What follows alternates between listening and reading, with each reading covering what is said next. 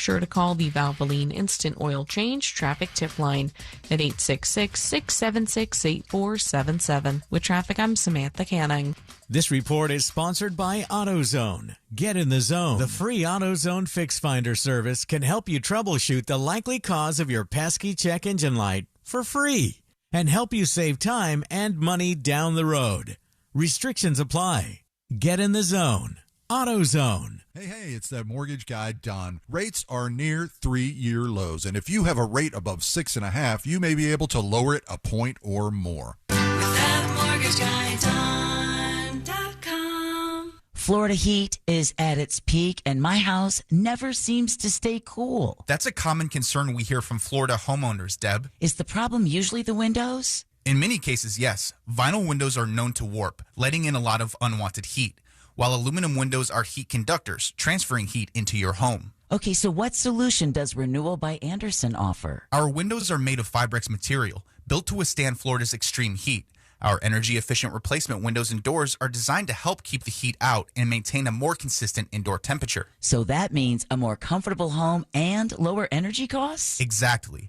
And during our end-of-summer sale, Florida homeowners can buy 4 windows or doors and get the 5th free, plus special financing for 1 full year. Those are savings worth taking advantage of. How do homeowners get started? Just go to bestwindowsflorida.com. That's bestwindowsflorida.com to schedule your free in-home design consultation to claim these savings. Restrictions apply. License number CGC 1527613. If you're one of those people trapped in those horrible timeshares, now that is why the only timeshare exit company that I endorse is LoneStarTransfer.com. They create a customized exit plan for your specific situation, and then lastly, their team will execute it all start to finish. Call my friends at Lone Star Transfer today. It's 833-594-0075, or check them out on the web at LoneStarTransfer.com. Now that we have AT&T Fiber Internet in our home, our connection's so fast it can handle streaming, gaming, surfing, and video conferencing for the whole family. The only downside? Our kids' friends are coming over way more often than we'd like. Hey, Jaden, Braden, Zayden, come on in, you guys. Luke, what's up, buddy? How's baseball going? I've got the game streaming in the den. Maybe you can pick up some pointers before we take on Kennedy next week. Ashley A, Ashley D, Ashley P, is this for a group project again? Because last time it looked a lot like high-speed reality TV research. Hey, Kristen! You got the ring light and the tripod this time. Don't forget to tag the house with the fastest internet. Honey, it's going to be another late one. We're going to need more snacks. Tell all your neighbors, AT&T Fiber has arrived. Hyper-fast internet is now available in your neighborhood. Learn more at att.com/internet. Limited availability in select areas. At the Original Mattress Factory, we make mattress shopping easy. We offer our lowest and best price to everyone, every day, so you can shop when you're ready. We show you exactly what's inside of our mattresses so you can see and feel the quality for yourself to ensure you're getting the best value. And we offer a no-pressure shopping experience. Our team is here to help you find the best mattress for you. It's that easy. Visit an OMF location today to see the Original Mattress Factory difference for yourself. When I hit my 50s, I felt like things were slowing down. This is Sandra's Metamucil story. I started taking Metamucil for digestion, but had no idea it would impact so much more. Not only did Metamucil help me feel more regular, but my heart health saw the benefits too. Metamucil. One simple routine, 4 health benefits. Digestive health starts here. Go to Metamucil.com for more details. C-Lane here, and guys, let's have a chat for a second. If you are starting to see the symptoms of erectile dysfunction or PE show up in the bedroom, you know that's not something that fixes itself. It might be time to call Premier Men's Medical Center. A lot of guys are calling. They're very helpful, and they want you to avoid surgery. They told me that's one of their big goals. They have painless procedures, and surgery is painful, it's invasive, and it's expensive. And they don't want you to have to go through that. They want you to go through their painless procedure, and 98% of men see results right there in the office, right there, same day. So if you're still relying on pills, if you're having to up your dose, it's time to call Premier Men's Medical Center. They're getting guys back to where they should be and feel like themselves again. They're offering a free consultation, but you've got to call now. 407-723-7533. It's 407-723-7533. Don't overthink it. Just call the incredibly helpful, the incredibly knowledgeable folks at Premier Men's Medical Center and find them online at premiermensmedical.com. This Earful of Real Radio is sponsored by Wassey's Meat Market, the best place to buy a big green egg. Broadcasting live from the JustCallMo.com studios. Injured on the go? Just call Mo. Visit JustCallMo.com or dial 1-800-CALL-MO. This is WTKS-FM HD1 Cocoa Beach, Orlando.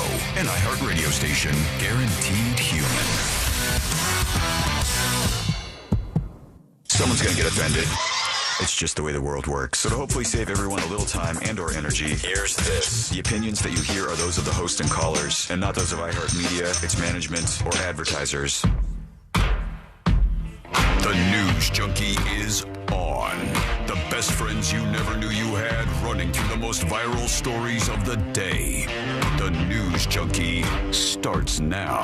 It is Friday, August 28th, 2026. Lots to get to today. From Lindsay Clancy Verdict Watch to the Good Golf video fallout somehow gets worse. And what will happen to Dolly Parton's $650 million fortune. Plus your calls, dispatches, emails, texts, and more. C-Lane is here. Hello. Josh is with us. Ahoy. And so are you. You can join us on the show today. Send us a dispatch over at thenewsjunkie.com right now. You can also watch the show on YouTube and twitch.tv/thenewsjunkie. Your messages rolling right to the studio in real time. And this never, ever, ever happens, friends. What occurred? What happened? It looks like we have a last-minute message. No way, and dude. It's from those girls on that Lime scooter. Let's see what they said. Great Friday, you mother... We did it, everybody! Yeah. We made it through a Monday, Tuesday, Wednesday, Thursday, and Friday has arrived. Thank God. Thank God we're here on a Friday, just you and us hanging out today. Pat yourself on the back. You did it. You really did it. They said it couldn't be done, but you did it anyhow. How's everybody doing on a Friday? Pretty good. Yeah, good. Yeah, not bad. Yeah, we got the verdict coming maybe any minute. Who knows? During the show, we will break in. We'll tell you when the verdict comes back in that Lindsay Clancy case that has a lot of people talking. It's gone very viral. People getting crazy over it. People with very, very intense opinions. I love nothing more than when I get in the shower each morning. Same. And yeah. I love when you shower. Thank you. When I get in the shower each morning and I put my phone up in this like clear thing so I can watch stuff on YouTube while I'm showering. Masturbation cubby. Yes, thank you. I forgot what the name of it was, Josh. But the masturbation cubby. And I put it up in there and I'm watching the Lindsay Clancy trial on YouTube with a live stream chat going on next to it. Just unhinged. Just like, murder her now. Or like, he's the one who did it. Like just the most unhinged lunacy. See, Josh and I just use porn. It's yeah. I mean, you could use whatever you want. Why they call him the News Junkie? Yeah, that's right. Yeah, I like to stay up on things for the show. I put a little bit of effort into it. You should try sometime. You know what I mean? Yeah. All right. So I watched that. I watched all the people melting down, and I also grabbed this to start us out. So, are you ready? Here we go. I didn't even give you enough time to say if you were ready. Are you ready? Yes, I am. Okay, now, here we go. Let's put our ears to the ground, our fingers on the pulse. Let's see what's happening in this great, big, wide world of ours. And we go to a bunch of cops in a hallway, everybody. Here we go. The cops are about to enter somebody's apartment. It looks like apartment 319, as you might notice. Says no smoking on the door. Oh, good. But that's about all we know for now. Keep that no smoking thing in mind. You know, it looks like a dorm, C-Lane. Looks like it could be dormy. And it looks like very, God, what would you call this? Like almost industrial? Like, it doesn't look like a nice luxury like a building. Project. Yeah. Yes. Yeah. Like, my friend used to live in an apartment that like was converted from some sort of not hospital, but like a home, like where there would be medical attention. Yeah. And I always remembered it because he had this weird door that they could deliver your milk through or medicine or whatever. Like they had like a in a prison where you would slide the food in kind of thing. Think of like a medicine cabinet that opens on both sides. Ooh. Yeah. So like, but the other side is the hallway, so they could just put whatever in they wanted to. You could use that for DoorDash now, probably here in 2026. Put it in my psychiatric window. Put in just a simple way. It looks like this is a government-built building, and the cops are in the hallway, and they're about to enter. So let's follow them. Kicking the door in. That door is not long for this world. Shoving it in. Oh, they're barricaded. What, did they break the door in half? They just took it off. They smashed the door in half. It took a lot of effort, though. You could tell to get it out of the way after they smashed it. And now they're going into this guy's apartment. He's put a rolly chair, it looks like, behind the door to try to block the cops from coming in. That'll do it. Yeah. Wait for it. Hey! Back up! Back up! I know. He's fine. Quit. Quit. Somebody said quit that thing, right? He lit a blast of fire at the police officers as they were trying to come into his apartment here. Hoarderville, by the way. Like a cigarette lighter and a hairspray or something? Like a flamethrower, like a makeshift flamethrower. He lit at the police as they were walking in. I didn't break that door. Guy's got a pirate flag. No.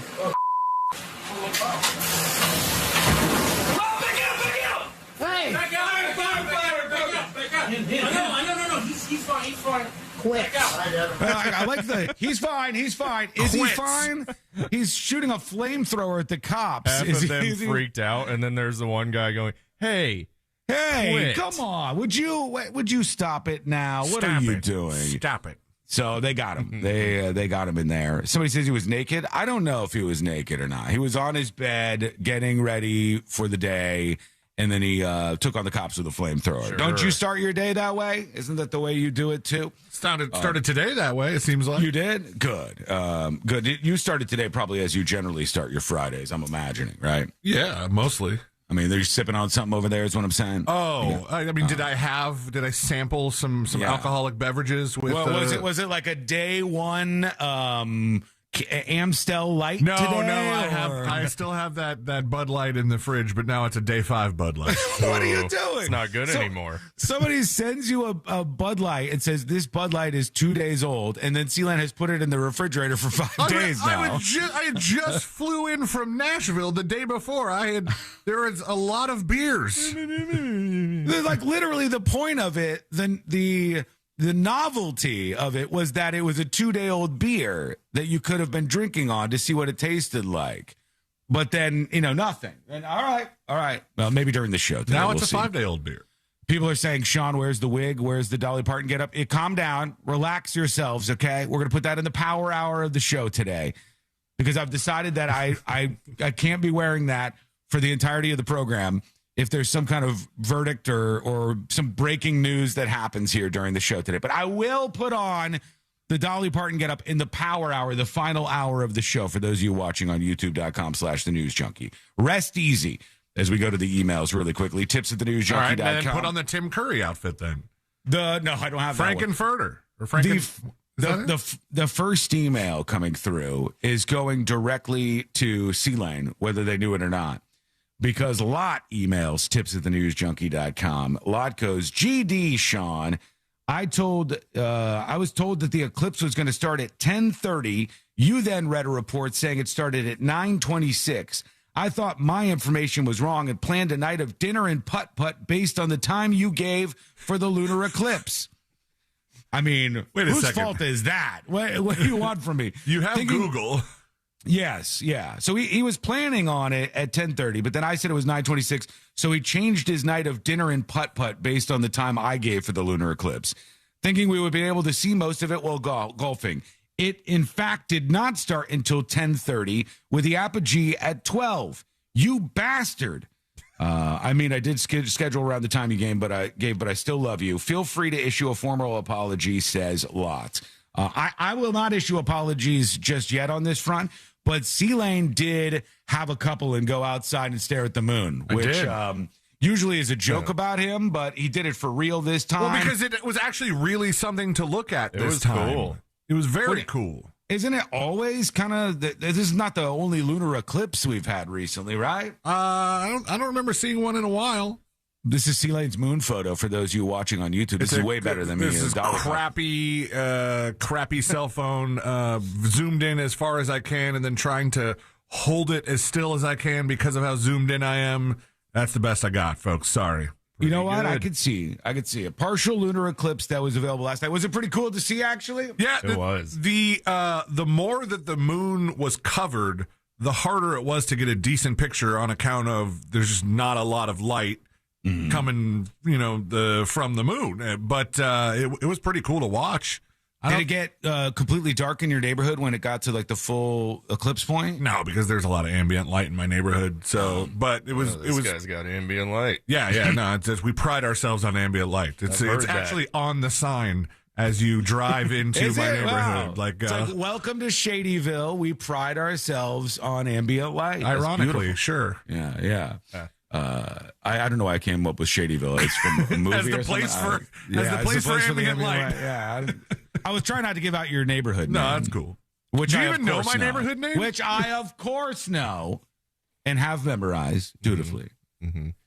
I have no idea what he your lives in called. Isleworth in a mansion. I have no idea what your neighborhood's called. Do you know what my neighborhood's called? My mini neighborhood. Do you know that? Speed bump Village. Lake. No, there's no lake in it. No, it's a neighborhood of 3 houses. It's a very small neighborhood. That's why nobody knows what it's called. Yeah, that's because it's fake. There's no. Instead of like going to get officials to name it, we pulled a Trump where we just scratched out Ontario and put our own thing in my neighborhood here. We made a fake neighborhood. It works. Anybody can do it. A couple more emails coming in. Here is Jay emailing tips@thenewsjunkie.com. Is it the Hobo Haven? Steph says, no, that's not. That's not what it is. Nimby Valley? No. Hey, News Junkie podcast listener here, getting caught up on the show. Regarding the Lindsay Clancy case, I'm surprised nobody's brought up the fact how much this case mirrors the Andrea Yates case. Andrea Yates is a mom from Texas who in 2001 drowned her 5 children. The only difference was she did not attempt suicide. She called 911. The arguments they're using for the Lindsay Clancy case are the same arguments they used for Andrea Yates. Yates was found guilty but sentenced to a mental institution. Love you guys. Love the show. Wiggle, wiggle, pop, pop. That's what it is. Jay. I knew there was a name in it. I did mention that a couple of times, Jay, because when you talk about a case where somebody's going to be possibly not guilty by reason of insanity, Andrea Yates is the one that pops up. Also, it's a lot of the same experts in this case as there was in the Andrea Yates case. So I've mentioned that a couple of times, but it is an interesting comparison. Although the times are very, very different right now. We do have the jurors asking a question. We'll figure out what that question was here in a moment. Get into some of the options in this case, et cetera, et cetera. Alex, the last email for now. Alex says, sup, y'all. Podcast listener here. Just wanted to point out just how absolutely garbage the ads for other podcasts are through the iHeartRadio app.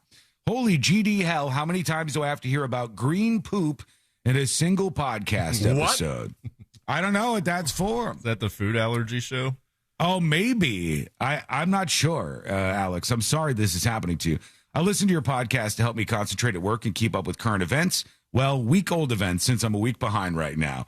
It completely breaks my workflow having to fast forward past all these stupid podcast advertisements multiple times an episode.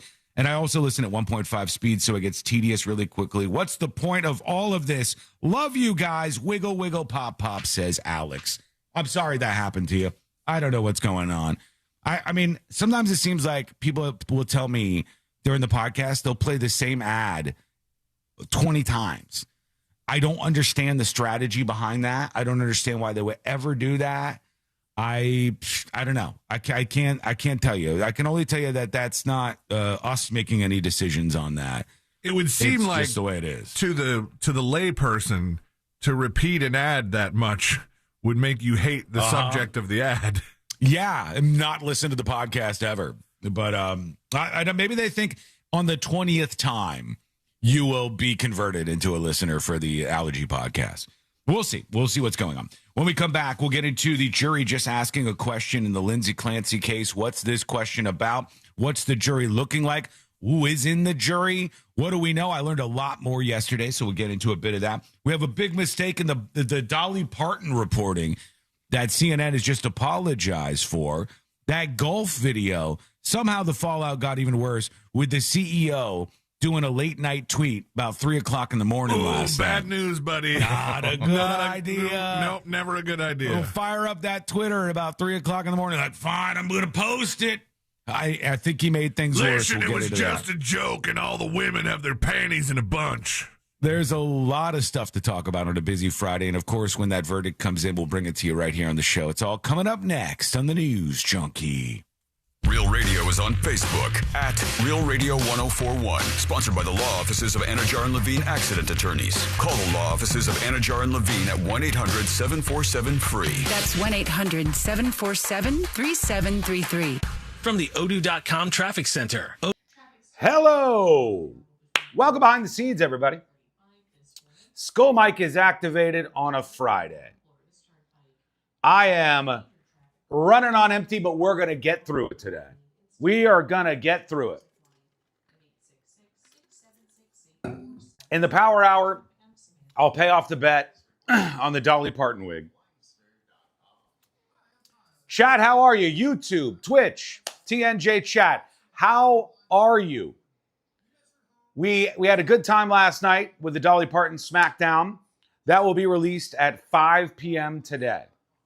5 p.m. today, that will be released for everybody on demand over at thenewsjunkie.com. We're at a 0 on the scoreboard, and we did not hit our goal yesterday, which is, a little wild. I think today we can do it. We're going for 25. We're going for 25 subscribers or gifted subs. Let's see if we can get to that today. We're at a goose egg. 0, nothing, nada, 0. And I will tell you this, I will not be putting on the Dolly getup. I will not be putting on the wig.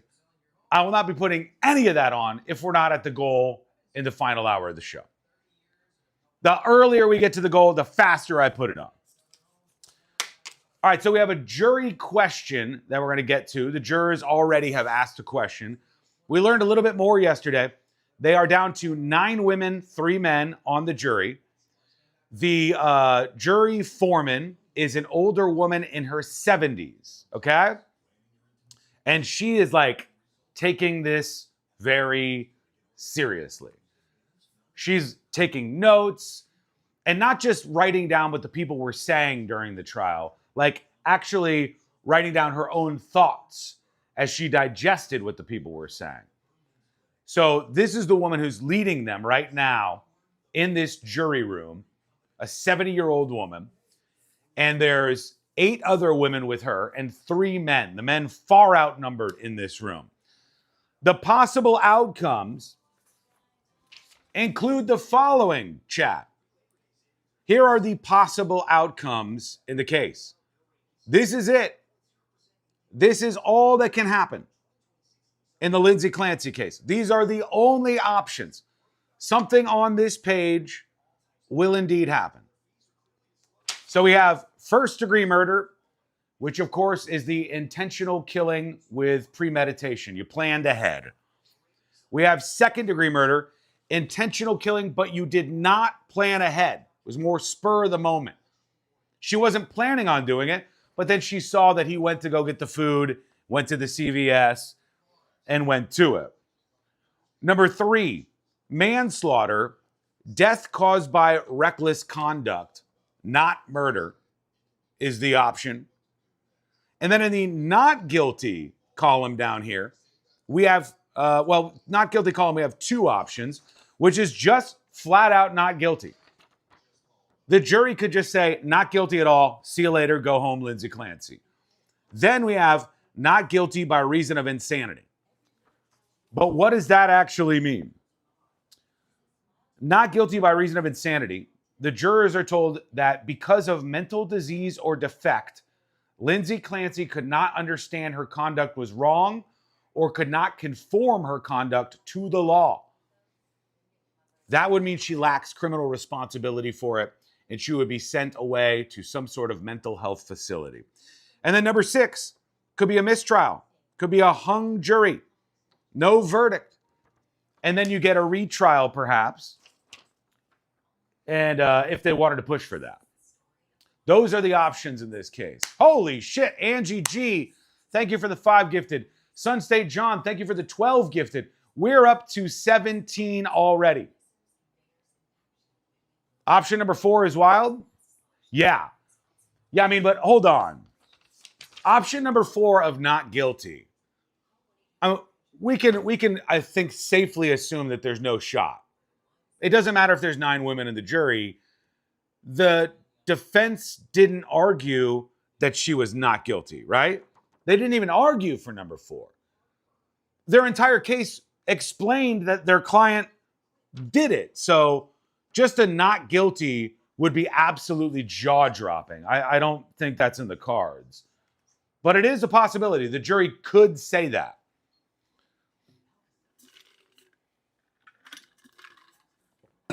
Now let's see what this question was about.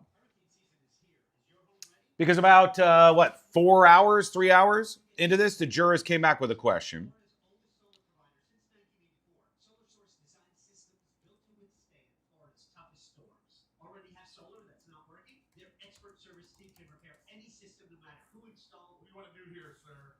Let's do a 12.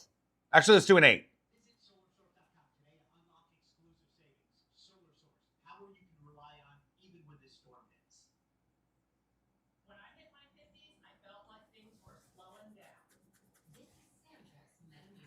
Okay, we're coming back, everybody.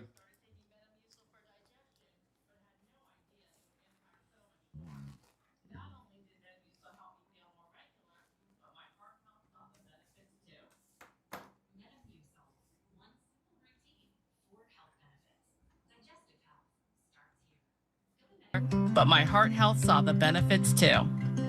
Metamucil. One simple routine, 4 health benefits. Digestive health starts here. Go to metamucil.com for more details. The countdown to the new NFL season is on. And now, all 32 in-market local teams can be heard on the free iHeartRadio app. He's in! That's a jet touchdown! Just open the app and search your favorite team. Plus, Fox Sports Radio breaks it all down. As we get closer to week 1. It's crazy, and it's fun. Join the conversation and stay locked in.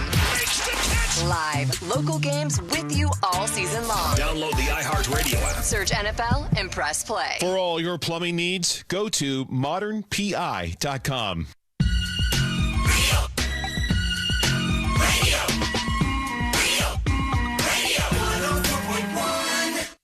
Filling you in on the shocking details. Just try not to pass out. This is the new.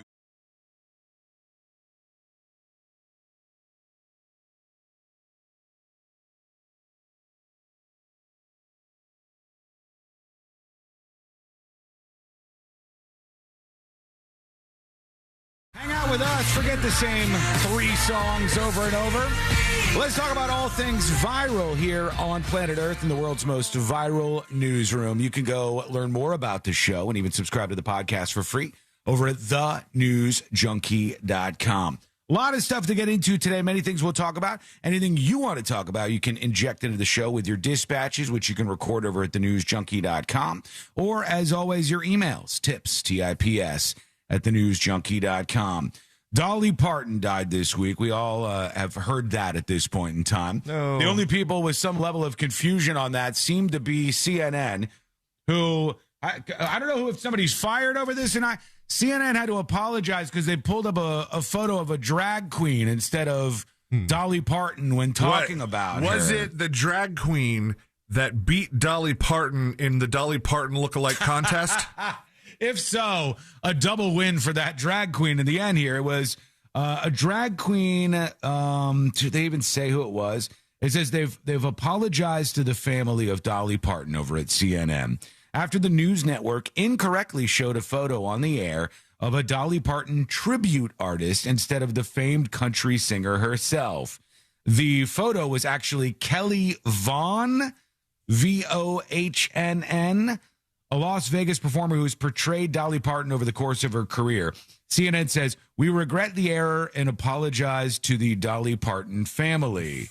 The photo was used by CNN. It was from a screening of a movie, Song Sung Blue. What 12-year-old is working at CNN that couldn't tell this wasn't Dolly Parton? This is a man, right? I mean, I'm almost that's positive. a woman. Is it? Yeah. That looks like a man, baby. I mean, that looks like a man, baby. That is a man to me. But we were looking at this photograph, and if I look at it in 1.1 seconds, 1.1 seconds flat, I would say that is not Dolly Parton. No matter what, even if you think that's a woman, I would say that is not Dolly Parton. Does that look like Dolly Parton? A little bit, but 100%, I would not go. This is a Dolly Parton, put it on air without any excuse here. I think sometimes you've got people who work for these companies like CNN, Time Warner, MSNBC, Fox News, and they're too young to know about the stories that they're covering. And so what they do is they go, I think this is her. I guess this is Dolly Parton. They never seen a movie. They never seen a music video. Well, they're probably looking, searching a database and just typing in Dolly Parton and maybe just not reading the description of the image that they pulled up or the video that they pulled up. These people have subscriptions to Getty and to all these places where you can pull these editorial images pretty quickly and get them on the air fast. And that's where they got it from. They're trying to do everything fast. Why? Slow down. Get it right. You know what I mean? 24-hour news cycle, buddy. I know, Josh. I know it's a 24-hour news cycle. But for me, I go, slow down, double check. Don't put what may or may not be a man on the screen as Dolly Parton. Don't put that photograph out there. Now, do I really believe that they've done some grave injustice to the family? No, I don't think so. The family might have thought it was kind of funny. Dolly Parton probably would have laughed. She would, right? Like Dolly Parton, I don't think I ever saw her really clutch her pearls at much of anything. The drag queen that beat Dolly Parton in a Dolly Parton lookalike contest was, I think, Bridget Bandit. Okay. So that was a real thing that happened. Like she entered the contest for fun and lost to a drag queen. I love that. She had so many great stories like that. Yeah. And I think she would have thought this was kind of funny, but CNN made a big mistake apologizing for showing somebody who was not Dolly Parton during the tribute. And now they got to figure out what to do with all that sweet, sweet Dolly Parton money. You know what I mean? Because she doesn't have any kids. Dolly Parton didn't have any kids. She wasn't able to have children, unfortunately. And Dolly Parton left behind $650 million. Ooh. All right? That is a lot of money. $650 million. And some of it is slated to go to her organizations. She's got this library that she's a part of that is just kind of a sweet organization that everybody seems to love for obvious reasons. She's got a bunch of other charities she was involved in. Some of the stuff that is in her portfolio of businesses includes things like her theme parks and just the brand of Dolly Parton. On Secret Shows this week, the Uncensored Show, if you're a subscriber, you can get it over at thenewsjunkie.com. We did a Dolly Parton Smackdown. And this woman has more products than you can ever imagine. You know, she's got like cakes and brownies and microwave dinners, and that's just at the grocery store. Decent meatloaf. And a meatloaf that you could throw against the wall and you should not ever try to eat. But you'll see if you go listen to the Uncensored Show over on thenewsjunkie.com. But she was an amazing, amazing, talented woman. And now they got to figure out how they're going to disperse all of this cash that she had in her portfolio. I feel like she had that planned out. If she had asked more than a year or two ahead of time, the person who made the announcement of her death, asked them to be the person to do that role, to make that announcement. Mm-hmm. I think that was one of many, many things that she had kind of, ironed out before she passed. I agree. I think that's right, C-Lane. But the one thing I thought was interesting, after she died, it made me think about something. Not death necessarily, although it does, of course. But it made me think about, remember when it was announced that there was that show? And the show was final interviews with huge celebrities. I was right wondering. before they died. I was wondering if maybe you remember that? And then, yeah, I forgot who the first celebrity was, but somebody had died, and then they did a final interview with this television show, and the television show is focused solely around doing interviews with celebrities, huge celebrities, right before they die. I don't remember who the first one was, but it was I think it was a big name. Famous Last Words. Famous Last Words. And then I said, oh, I wonder, if Dolly Parton knew, I wonder if she was one of the ones who did an interview. Bootsy is right. Jane Goodall. So Jane Goodall and Eric Dane are the only 2 episodes they've released. Man, I wish they had one with her, because it would be interesting to see what Dolly Parton said in her final words. I think people would really, really hone in on that. Maybe that happened. Maybe that is one of the shows, because we heard about that show and then not a lot afterwards. So give us your thoughts on that, on the mistake, on Dolly Parton in general, of course, on the show today. RIP to her at 80 years old. You can send in your comments as a dispatch, record yours over at thenewsjunkie.com, or, of course, send us an email here on the show. If you want to be anonymous, put that right on top of your email.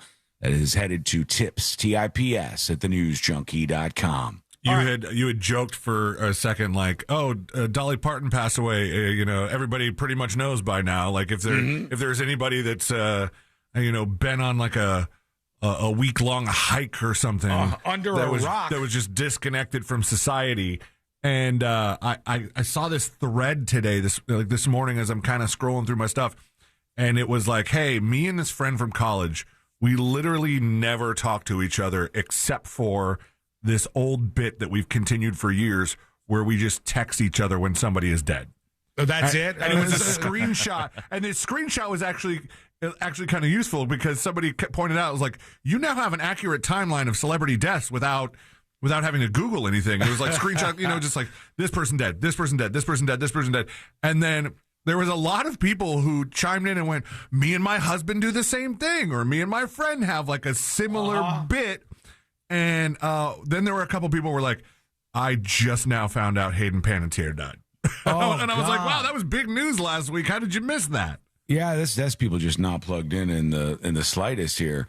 But Dolly Parton, I mean, that's just one. It would be hard to imagine the type of person, other than that North Sentinel Island that just kills everybody that tries to come spread the word of God. It would be hard to imagine anybody that doesn't know of the passing of Dolly Parton. You're saying there aren't many people without spears in their hands that are not aware of the passing of Dolly Parton. Exactly. True.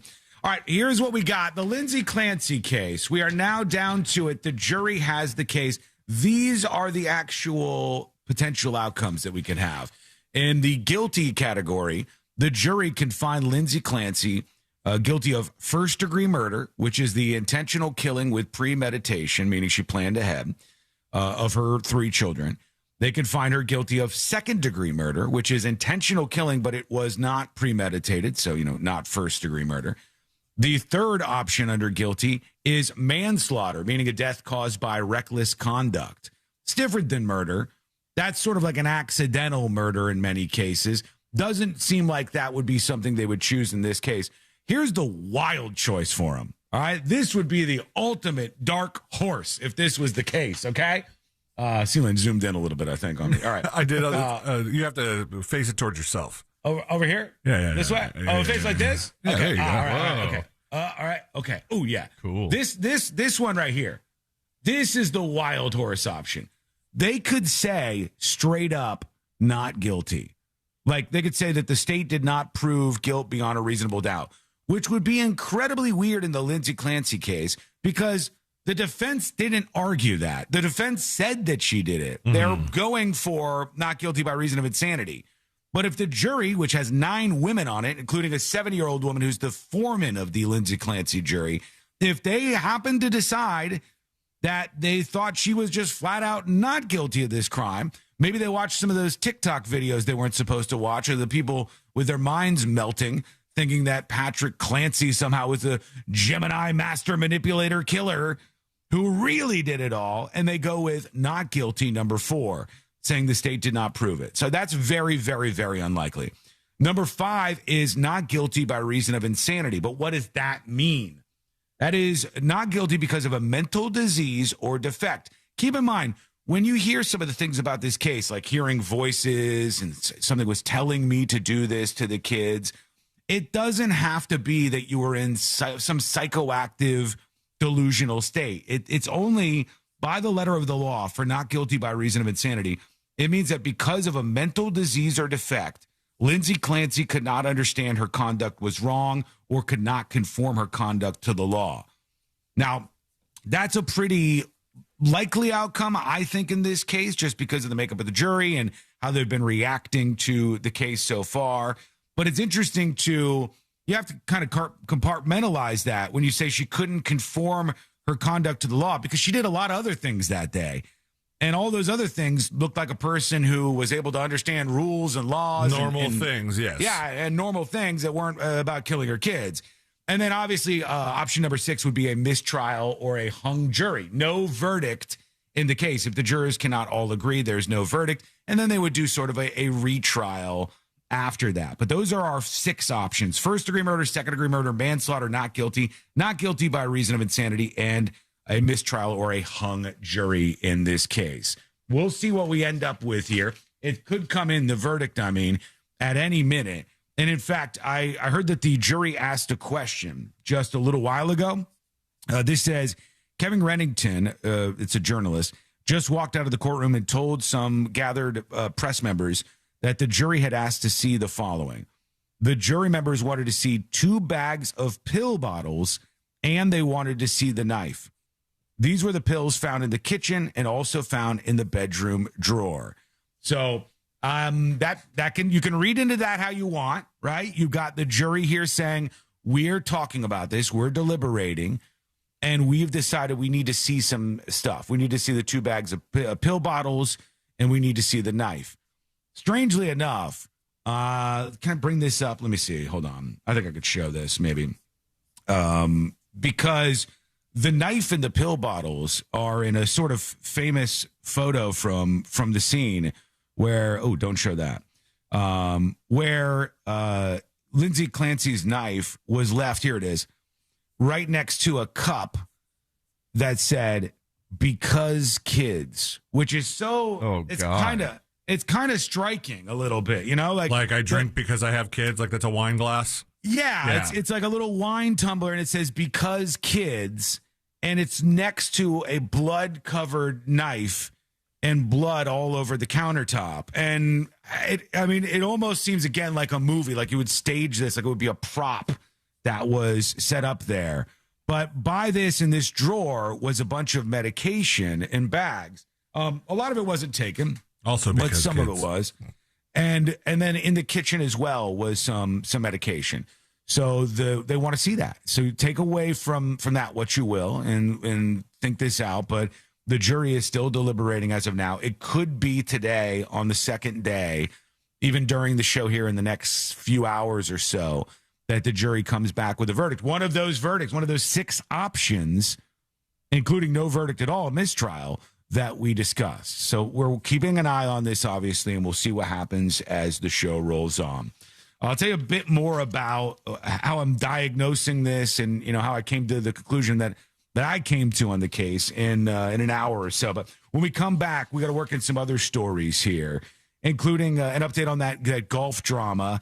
Also, a naked DoorDash driver caught on tape. I'm going to play this story for you when we come back.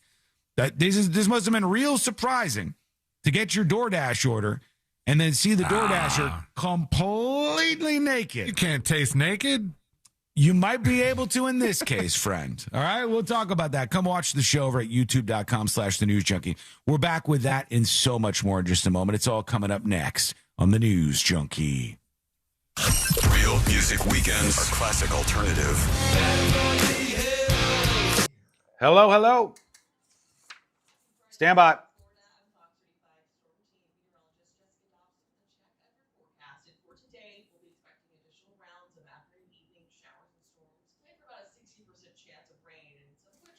I'll add all those later. Okay.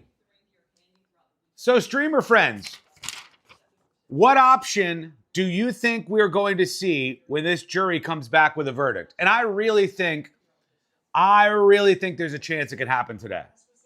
What number?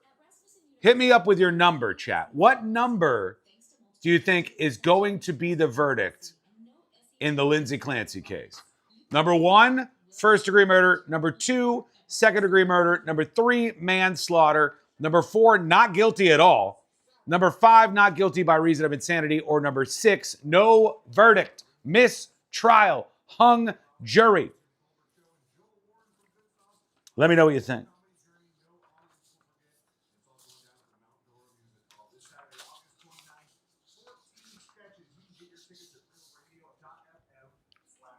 We got some 2s, 3s, 5s. Number 1. I'm praying for number 1, says Sun State John. He wants that first-degree murder charge. Lorena saying 5, which is not guilty by reason of insanity. Sean, can't we talk about anything other than the death today? We'll get there. I mean, here's the deal, Mike. It's just we talk about whatever's going on, you know? So sometimes it's a case like this. If you don't like it, I don't know what to tell you. It's the big story of the moment, so we're going to have to dig in a little bit, all right? Hopefully that's okay with you. Where is C-Lane? 5, but with men on the jury, we could get a hung jury. Yeah, I mean, the most important thing here is what is in the jury members' heads.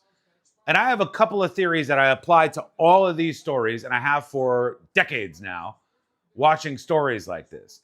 And I've found that it kind of helps me guess what the outcomes are going to be more often than not. And one of my theories is when you're watching on television, it is an incredibly different experience than sitting in that juror box and having the responsibility of being the method of justice.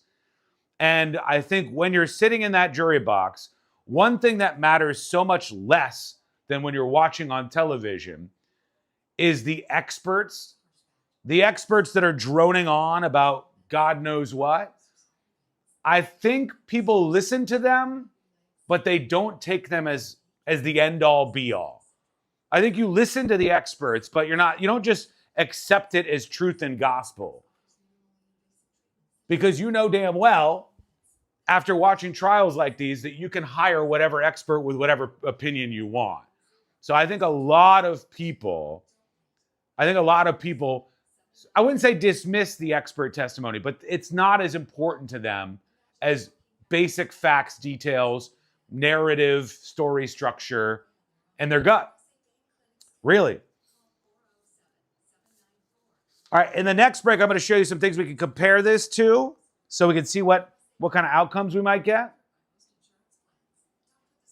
Where is C-Lane? Josh, do you have the ability to move this PPO thing out of the way or no?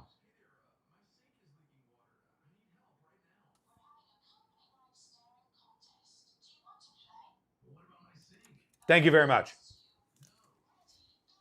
Perfect. Now I can see the screen. The real question is, when is the wig coming on? Well, we're at 25 right now. All right, we're at our goal for the day. So I'll definitely put on the Dolly Parton getup in the power hour of the show. But I'll be real. If we can double the goal, we might be able to get it on a little earlier. All right, we might be able to get it on with a little bit more time around it. 90 seconds and we're back live.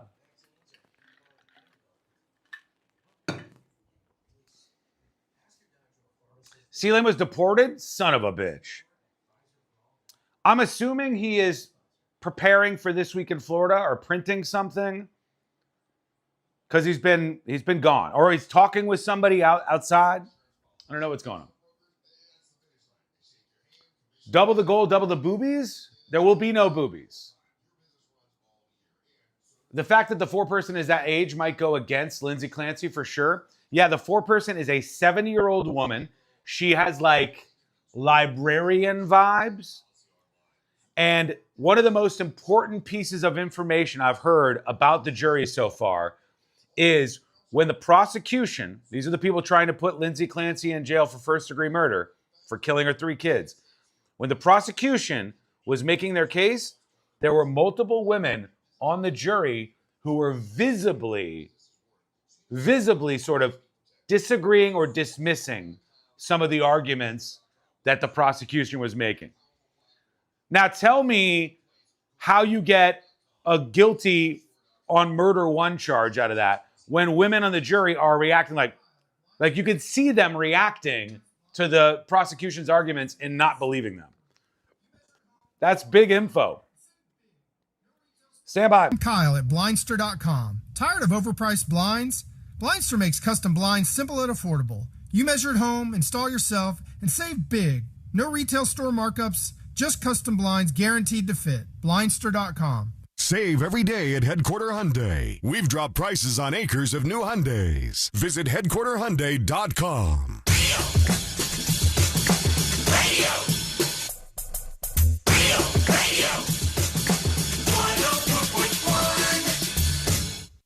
Story time with the best friends you never knew you had.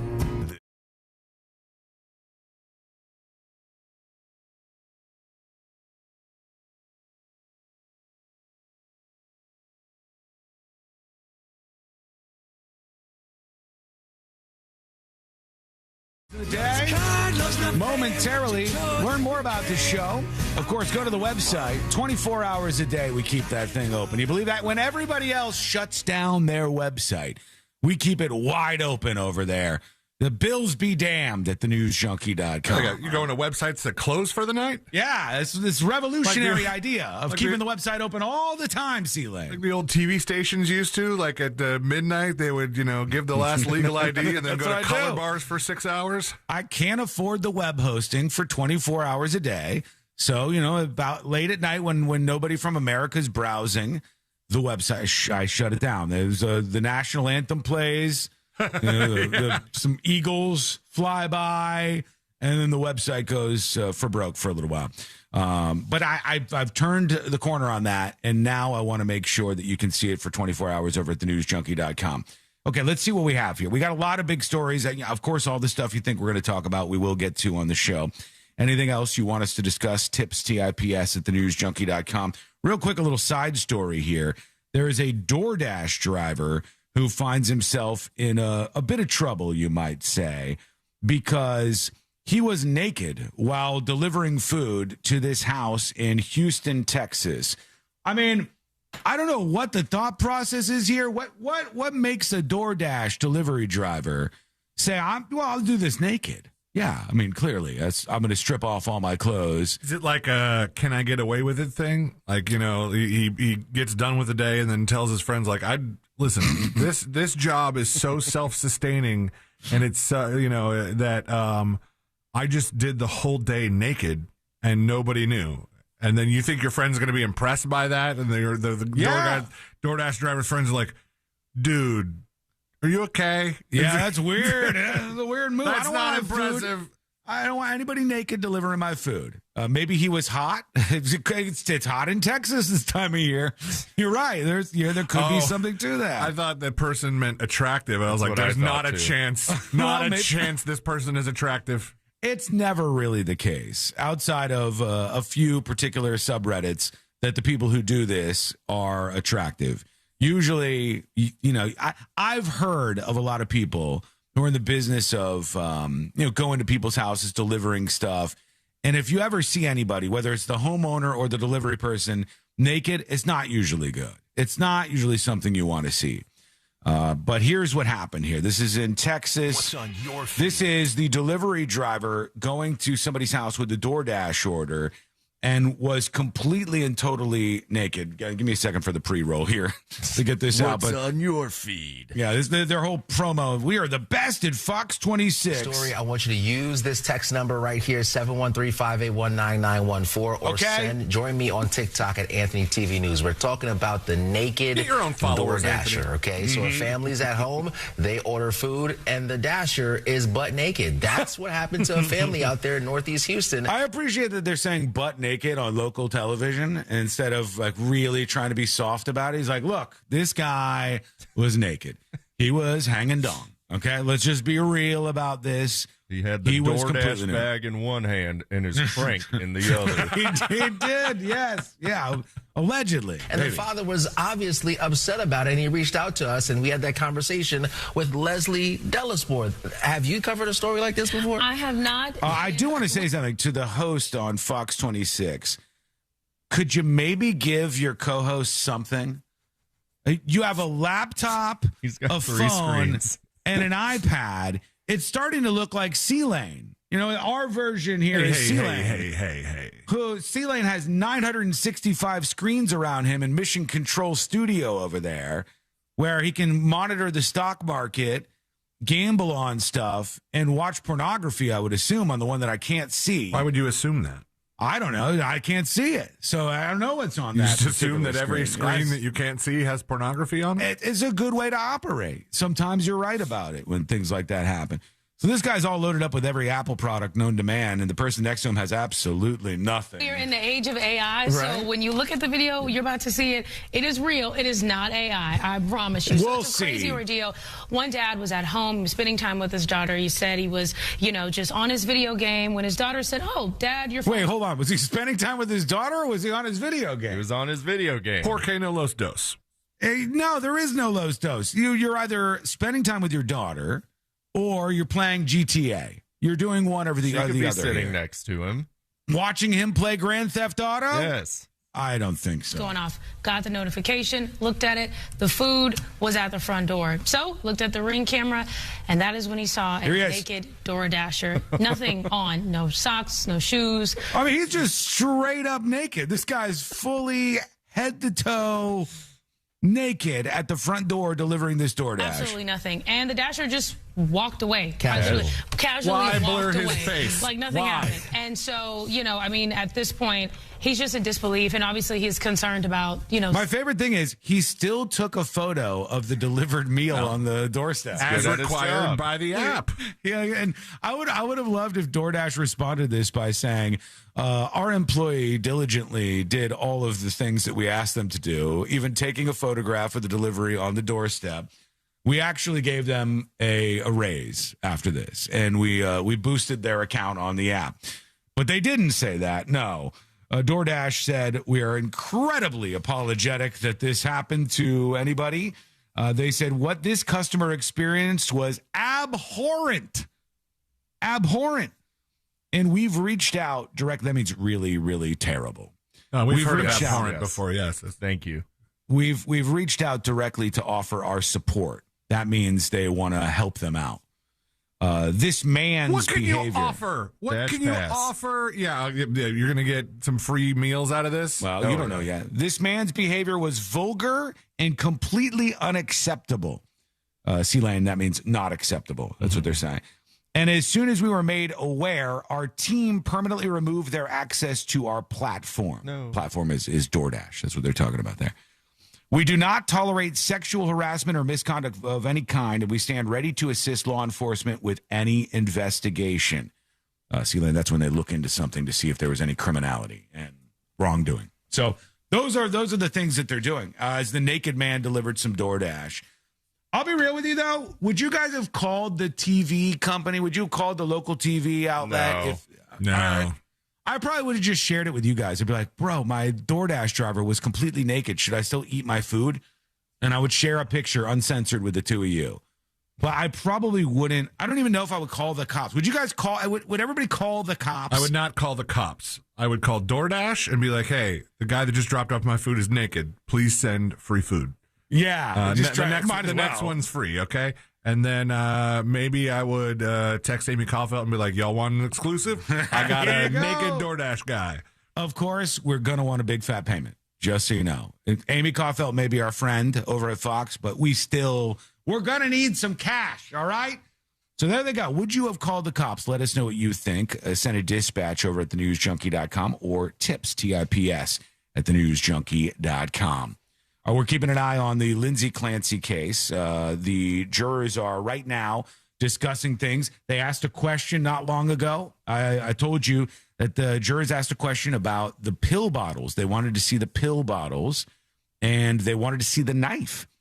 And the knife, which was featured on the little countertop, little bedside table, maybe you might say, in the room, it was covered in blood. Lindsay Clancy had, used it on her neck and her wrists, though there was no real deep lacerations. Actually, when the husband found her on the front lawn, she wasn't even bleeding actively, I don't believe, at that point in time. So it was like mostly hesitation wounds, which happens a lot in cases like this. But the knife covered in blood, they wanted to see that, and they wanted to see the medication that was all in this drawer. Remember, a jury of 9 women and 3 men. It would be very shocking to me if this jury didn't go to the not guilty by reason of insanity. Not because I believe that's necessarily the right answer. That's just where I see this actually going. That's the outcome I'm expecting and predicting here. Now, I could be wrong. Absolutely, I could be wrong. But that's where I see this possibly going. And we've got a lot of reports coming in and a lot of new information, so we'll talk about that as the show rolls on today. It won't be all about that. Don't worry. We got lots of other drama. For those of you who are like, I can't hear this. Just, you got to understand it's the big story of the moment. So we're going to get into that. Got more Dolly stuff to get into, this golf drama, a couple funny stories, and a lot more. And it's all coming up next on the News Junkie. Taste Central Florida, Orlando's premier culinary event this Friday at the Orlando World Center Marriott. Join more than 100 of Central Florida's top chefs, restaurants, and beverage experts for an unforgettable evening of dining, live entertainment, and community impact. Get details at tastecfl.org. From the Clausman Law Traffic Center, car crash, call Clausman Law. ClausmanLaw.com. Looking at some activity this morning on I-4 westbound, where a crash is blocking the right shoulder near Lake Mary Boulevard. Traffic still slow for those who need to travel between. Hello. Welcome behind the scenes of the show.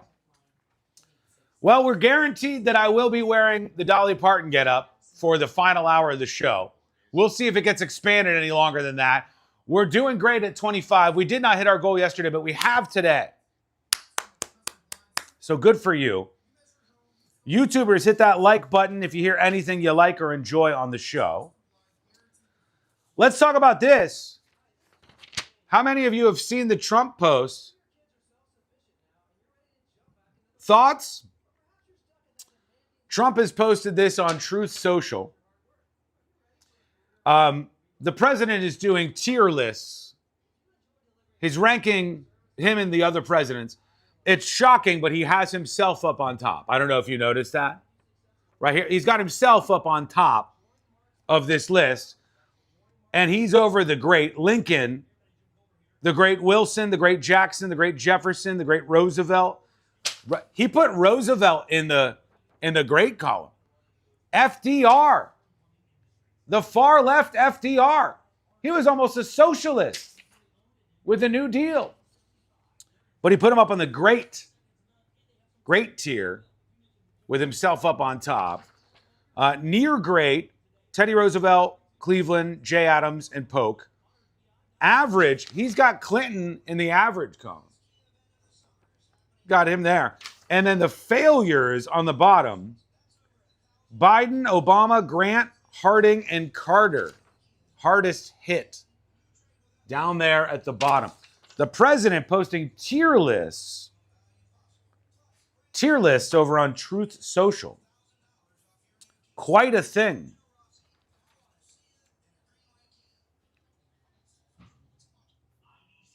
I wish I had that much free time in my job to post shit like this. Well, he's got a whole staff. There's somebody called the human printer. Maybe she did it. We don't know. You don't know. I can tell you this. I think we still have a couple of these left. Don't quote me on it. But the canvas totes, I think we still have a couple of them. All you need is 5 gifted subs to get your hands on this beautiful baby. Could be yours. And you could support the show. Plus rock some merch, some exclusive merch. You can get things like the magnets for just subscribing over at thenewsjunkie.com. I'll be sending out, I think, about 500 of these this weekend. And you could get your hands on one. They're all uniquely numbered. If you subscribe, claim a magnet. If you gift, well, you can claim things that are a lot nicer. Think of it like the book sale thing that you had in school, right? You know, they sent the little thing home, and the more books you buy, the more prizes you get, the more things you sell, the more thing, you know, like that, but way more cool. We are back in 90 seconds, back live on the show. How do magnets work? I don't have the time. I don't have enough time. I have a cold sore, like, in here. And with the amount that I talk, it is just brutalizing me today.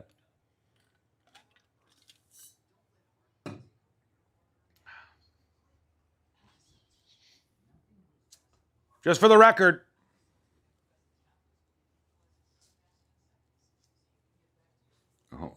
how do I get it? Oh, right there. I got to get it looking good. Too many flyaways. We don't want that happening. We'll get it sleek and nice and pay off the Dolly Parton bet in the final hour of the show. All right, we're coming back.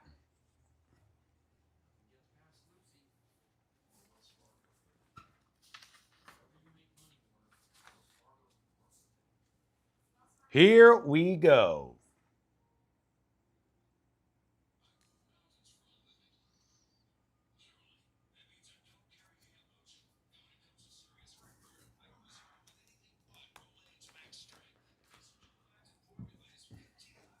Does Courtney wear that wig on date nights? No, she has real hair. Thanks for asking, though.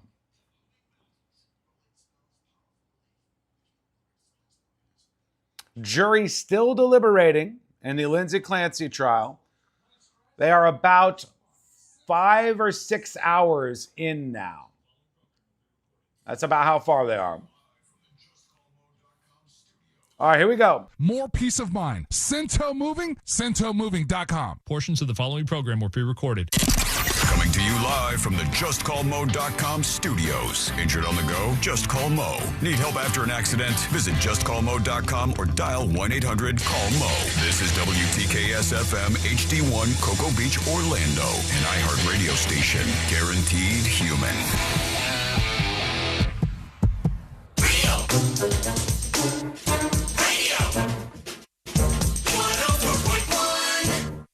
Filling you in on the shocking details. Just try not to pass out. This is the news.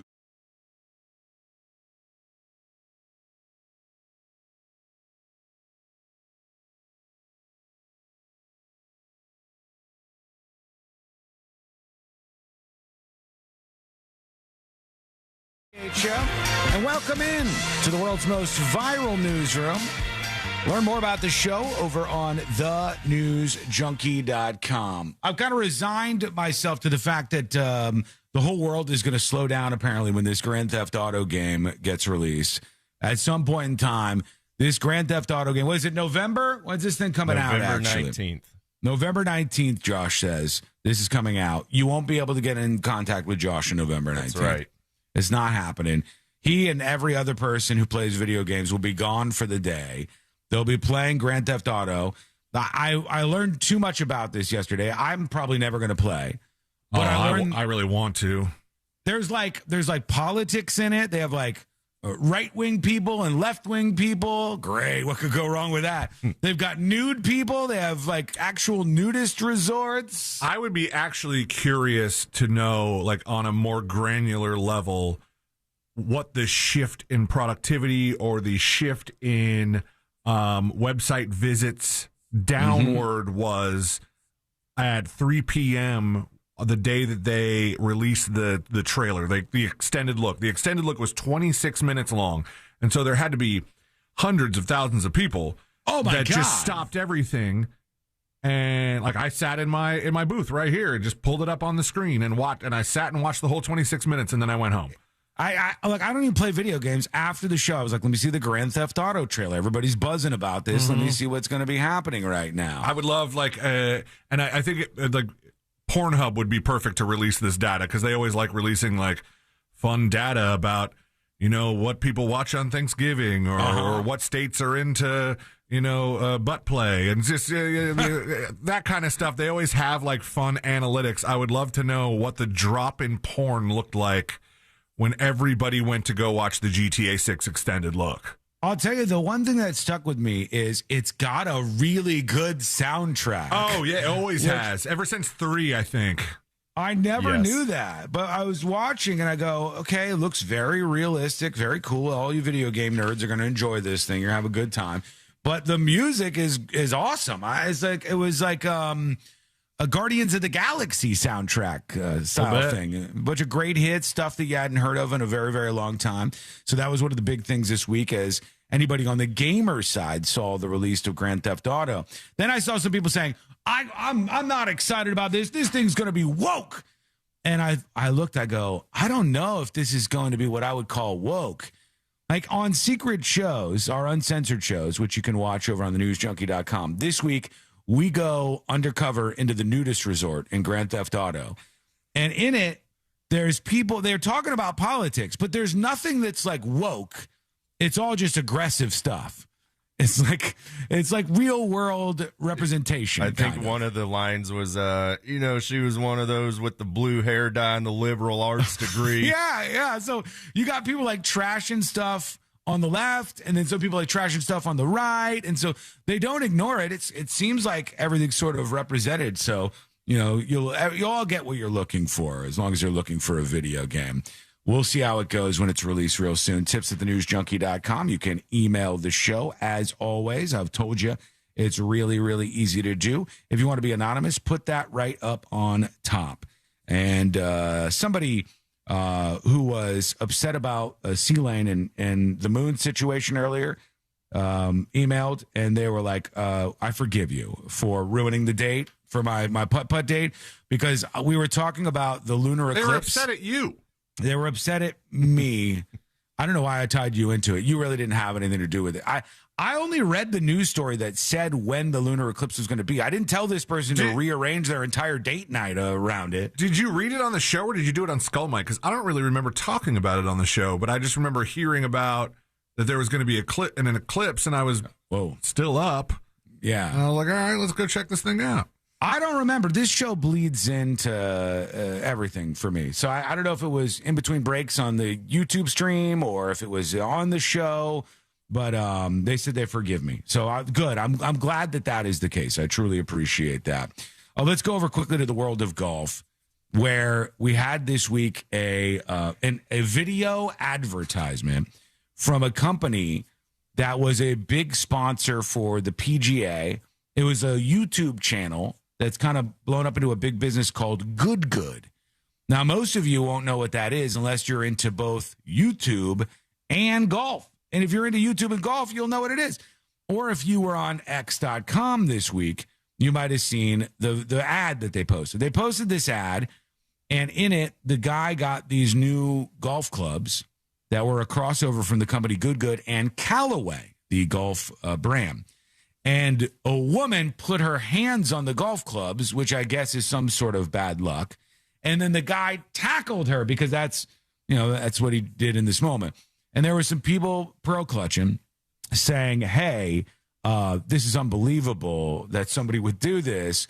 This is domestic violence. And I didn't think it was any kind of gratification or justification of domestic violence. I thought it was just a stupid commercial that looked like it cost about $50 to make. But it is collapsing this company. Now, the PGA Tour released this statement after the video went viral and people got mad at it. They have said the PGA Tour has been informed of Good Golf's decision to step away as sponsor of the event in Austin, Texas this fall. We agree with their decision to use this time to focus on their organization and the work ahead. The PGA Tour believes in golf's ability to bring people together and create a welcoming environment for all. The tournament will continue as scheduled. So they were going to be sponsoring this PGA Tour event, and the PGA Tour is like, they're not going to be doing that anymore. And then Good Golf posted this statement. After thoughtful discussions with the PGA Tour and careful reflection, we have decided to step away as sponsor of the tour event in Austin this fall. We recognize we have work to do as an organization, and our focus right now is on our team, our culture, and ensuring we learn from this situation. blah, blah, blah, a bunch of boilerplate stuff. That could have been the end of it. But at 3:38 in the morning, baby. Oh, this is the one. At 3:38 in the morning, the CEO, the chief executive officer of Good tweeted something out, which now has 5.4 million views. Okay. Just wait, man. Don't do it. Don't tweet out at 3:38 in the morning. He said, interesting that at Callaway Golf asks us to make an ad, then approves the ad, then asks us to take the fall, then drops us in a coordinated media blitz and covers it up by giving $1 million away, thinking everybody will be okay with it. 30 for 39 will be legendary. I don't know what that last part means. 30 for 39. It's like a take on 30 for 30, I think. The documentaries that they have about certain things in sports. What's the 39, though? No clue. That I don't know. Maybe a typo. This dumb ad blew everything up, man. This was the one that started it all. The driver. The woman touches the golf club. He knocks her down. Do not touch my new driver. That was enough. And right there, this was like a multi-million-dollar company, completely snuffed out, rubbed into the ground because they couldn't get it together over there. And now the CEO is posting at 3 o'clock in the morning and try to take on the corporation that he says sandbagged them here. What a mess. And they're using it on other stories, too, because I saw Packers running back Josh Jacobs has now been charged with misdemeanor battery and misdemeanor criminal damage to property. Somebody posted, all of this would have been avoided if she didn't touch his good Callaway driver. So now they're memeing him, and the post online is the end of a damn company over this. Let us know what you think. Send a dispatch over at thenewsjunkie.com. All right, we'll check dispatches. We want to work your comments in whenever we can get a chance. A bunch of people sending lunar eclipse photos. Thank you. Appreciate that. I don't know how many moon photos we actually need, but thank you. Somebody sending in his talent. He says, my talent is I could teleport. I don't know if I believe you for Weirdest Talent Week, but I'll give it a shot. Or this person sends in a video dispatch saying they can teleport. Man kicking. I'm down here in Brazil hanging out with Big Jesus. Oh, yeah. We're good buddies. I don't think that's Brazil. I don't think that's... Yeah, he's not on top of a mountain. It's not Christ even, the Redeemer. Not even that big of a Jesus. It's not. This is like a 15-foot Jesus in somebody's backyard is what it looks like. So I don't know that you've gone anywhere. I like the idea of calling him Big Jesus, though. Yeah, there's Big Jesus back here. There he is. You can see all the dispatches people send in over at thenewsjunkie.com. Makes it sound like there's a religious conglomerate that's controlling all the media. They're like, oh, if it was up to Big Jesus. Here's somebody talking about the 49ers owner who got busted this week getting a prostitute. What is good, Junkie family? Hey. Happy Thursday, Friday, Saturday, Sunday. I don't know if we're doing that anymore, but I just need to chime in real quick about this 49ers owner getting busted. I know you guys' sports knowledge is vast. True. But I wanted to remind you that in 2019, I think it was, the owner of the Patriots, Robert Kraft, was also arrested for solicitation of prostitution in Florida somewhere. No way. Eventually, those charges were dropped. Not too sure why, other than it was the owner of the Patriots. But I'd be interested to see what happens with this gentleman here, because I do know that all that Robert Kraft was charged with was 2 misdemeanor charges that were, like I said, were dropped by the prosecutor. But, yeah, Wiggles and Pops. Yeah, we're keeping an eye on the story. I don't know what's going to happen with the 49ers owner. He's an interesting cat, man. He's a billionaire wearing like a $40 outfit. He's got like athletic shorts. At $40 at best. Yeah, he's like, I'm being generous here. He's into like a cheap rental car that he had. The guy's a billionaire, but he like saves his money. And C-Lane's point was like, hey, doing that and paying $140 for a trailer park hooker is how you become a billionaire. You don't waste your money. You save as much as you possibly can. That's why I'm not a billionaire. Yeah, look at him. Not yet. Sure. He's getting the expensive hookers. There's time. Also, I don't know if you guys saw this or not, but the President of the United States of America is posting tier lists over on True Social. Oh. I don't know if you still have the overhead shot. Oh, yeah, I'll go back to it in a second. He posted this tier list on @RealDonaldTrump on True Social, and much like a young streamer might separate things into S tier and all the different tiers, he listed the greatest presidents to the failure presidents. And shocking to see that he put himself right up on top. He's on the, You he put don't himself say. as the greatest. And then great was Lincoln, Washington, FDR, Wilson, Jefferson, and Jackson. Near great was Roosevelt, Cleveland, Adams, and Polk. Polk, you were so close. Average was Clinton, a bunch of other people, Hoover up in there, Madison. Below average, Tyler, Coolidge, Fillmore, Taylor, Buchanan, and Pierce. Pierce! Who even talks about Pierce? Loser. Are you kidding me? Pierce. And then failures on the bottom of this tier list that the president posted this week online. Biden, Obama, Grant, Harding, and Carter. Where do you put Bush?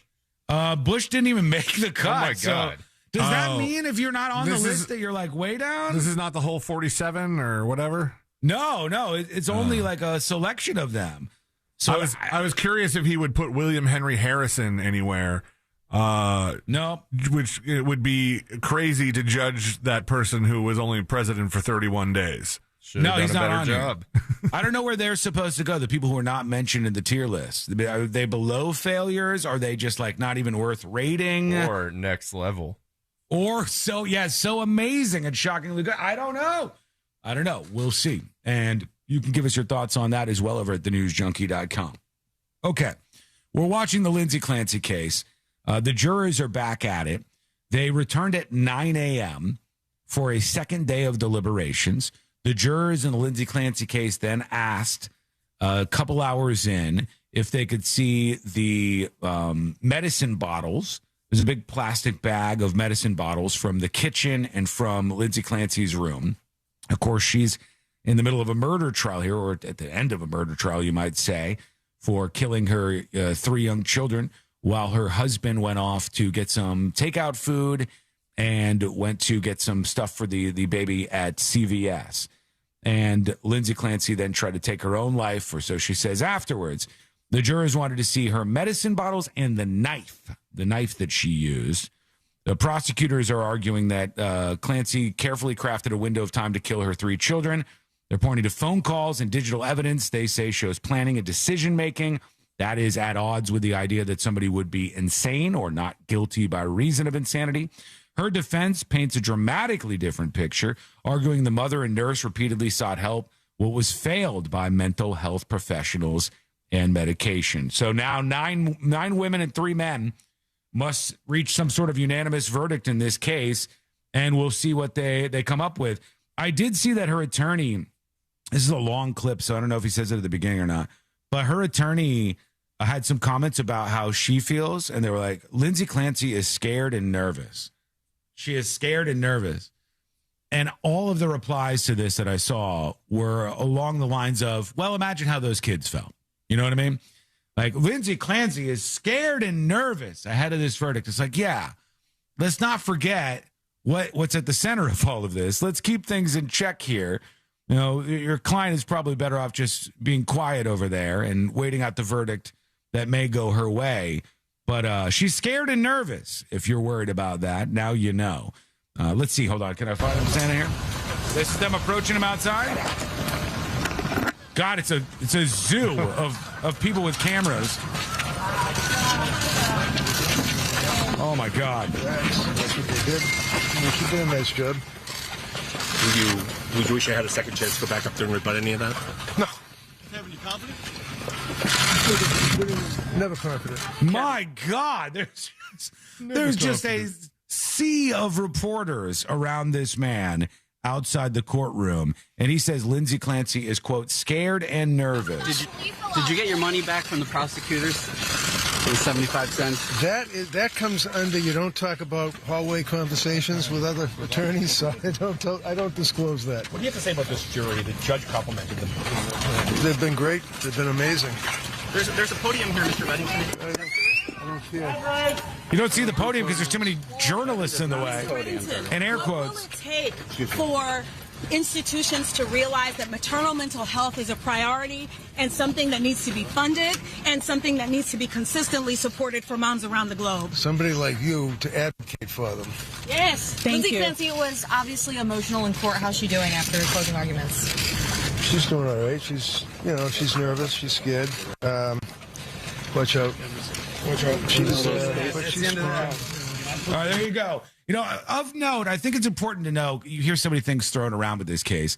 Like you hear postpartum depression and you hear more support for new moms. Postpartum depression, as I've continued to say throughout this trial, is absolutely a real thing. It's something that a lot of mothers, it's still a small percentage overall, but a lot of mothers do suffer from this. And it's a lot of intrusive thoughts and things that come into play with all these hormones shooting around your body and questioning whether or not you are the proper person to raise a child. But when we talk about postpartum depression, you got to remember, I think the youngest child here was 8 months old.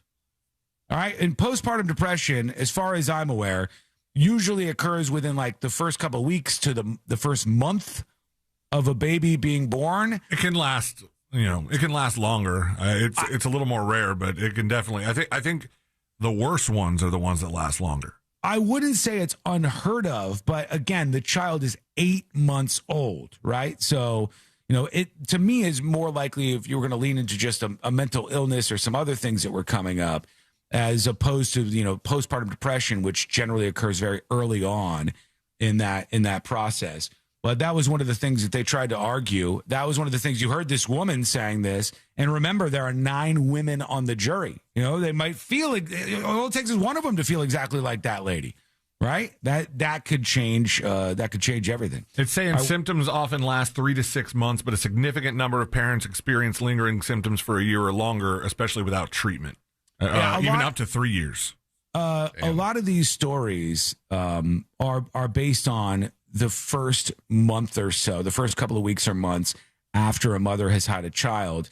And then they say like the psychosis, which they're trying to say she was hearing voices and stuff, can happen in periods a little bit longer than that, which is why they started to sort of stretch out that argument a little bit more. Somebody says, that's not what I heard on TikTok. I wouldn't go to TikTok on this.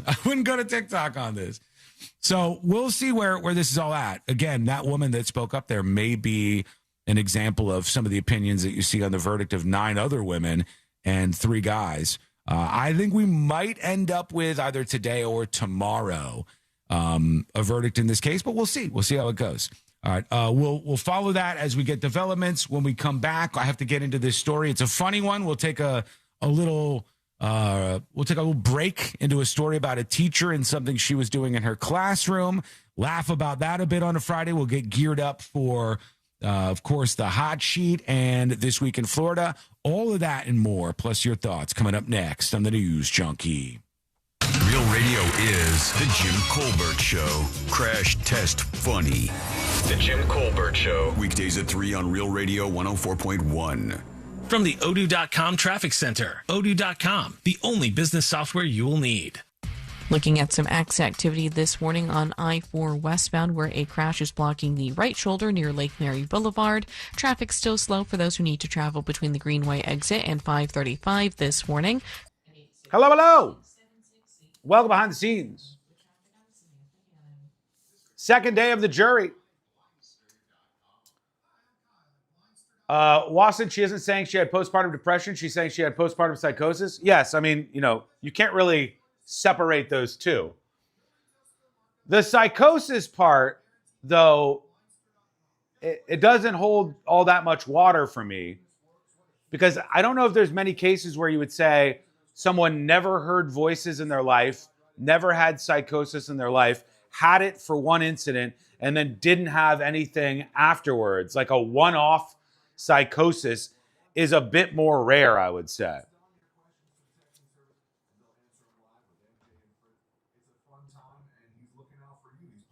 So one of the interesting things I thought about was I took the time on Wednesday to listen to all of the opening arguments and some of the more important chunks of testimony in the Lindsay Clancy case. And then yesterday, I listened to the entirety of the closing arguments.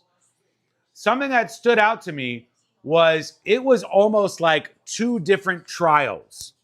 Okay? Two different trials. The beginning was Lindsay Clancy's defense arguing that she was hearing voices. She could not ignore the voices. The voices told her to kill these kids. And that's why she did it. And all of this was a result of, the healthcare industry and telemedicine letting her down in some dramatic way. And the defense's case changed during the course of the trial to more of this was a woman who was suffering from depression. She was not in a good headspace. She had too much medication going into her system. It wasn't working properly. She was questioning herself as a mother. And in the midst of all of that, she made this terrible decision that led to the death of her 3 children. So they kind of changed from like psychosis and hearing voices at the beginning to a more generic argument of like this was a mental health crisis that a mother was having at the end. And then the prosecution did the same thing. The prosecution started out with a case that was basically Lindsay Clancy didn't want to have these kids anymore. And Lindsay Clancy killed these kids and knew what she was doing and then faked and staged a suicide attempt to get away with the murder of her 3 children. That's how the defense started. The defense ended up as, sure, she was struggling with a lot of mental health issues. Sure, she had a lot of medication and many things had gone wrong. But when she did this, she knew exactly what she was doing. And it was a filicide, meaning that the mother was trying to kill herself and convinced herself that the right thing to do, for whatever reason, was to also kill her children beforehand, which would free her up to take her own life. So both of those, like the defense and the prosecution, from the beginning to the end, their arguments sort of evolved quite a bit, I thought. And that does happen in trials, but did this lady go free? What did I miss? The jury is still deliberating. Nicole says her hearing voices all BS or 9 meds working against each other. As far as I know, when people start to talk about all the medication that she was on, I don't believe Lindsay Clancy was ever on more than 3 medications at once. So at the most, she was on 3 medications. One of them was for sleep. One of them was because she had a lot of issues sleeping, which is a problem in and of itself. One of them was Valium for anxiety, and the other one was the SSRI for managing depression. So she was never on more than 3 pills at once. It was just that she had all of those medications from changing her medications over a period of like 4 months or so. Sean, can we get some funny news today, please, good sir? I just told you I'm coming back with something totally different. I just told you that. Did you not hear me? I just told you that. Yes, we've got something different. I don't know. There's no way that many psychologists didn't hear her out. Well, that's one of the problems I do have with the defense's case. One of the problems I have with the defense's case is there was this idea that she was left to care for her children on her own and nobody would help her at all, which is just absolute bullshit. She had a nanny 3 days a week helping to care for her 3 children. She had a daycare that the kids were going 3 days a week. She had other help that helped her with cleaning the house and doing various things. Her husband was also heavily involved in the parenting of the children. She had the best health care you could possibly have because her husband had a great job and a decent amount of money. She saw all of the healthcare and mental health professionals that she wanted to. And she seemed to want something that worked fast. And that's a problem, as far as I can tell, with a lot of mental health issues. You want something because you want to feel better very, very fast. And sometimes I think it takes time to adjust to that medication. And she didn't seem to have the patience for that.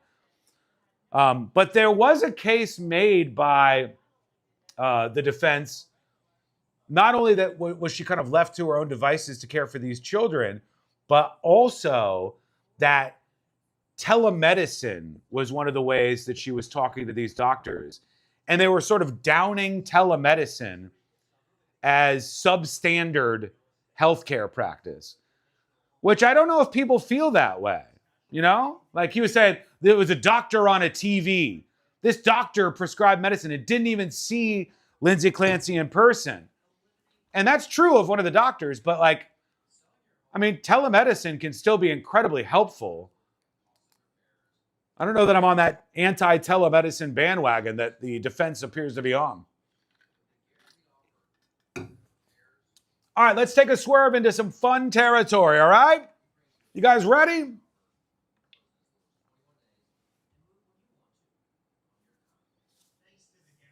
$12 was an 8, right?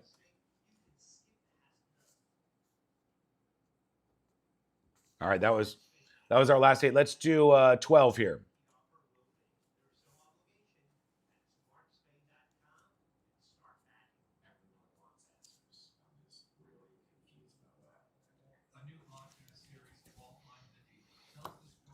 All right, we're coming back live on the show, folks.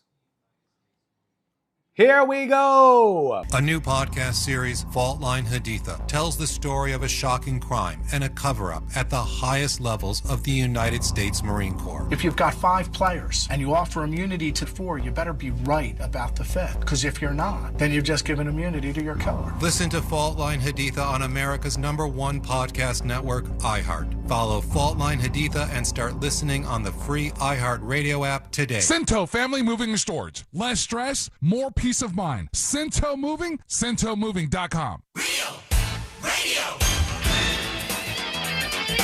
104.1. Because the newspapers don't come with cliff notes or potentially offensive accents.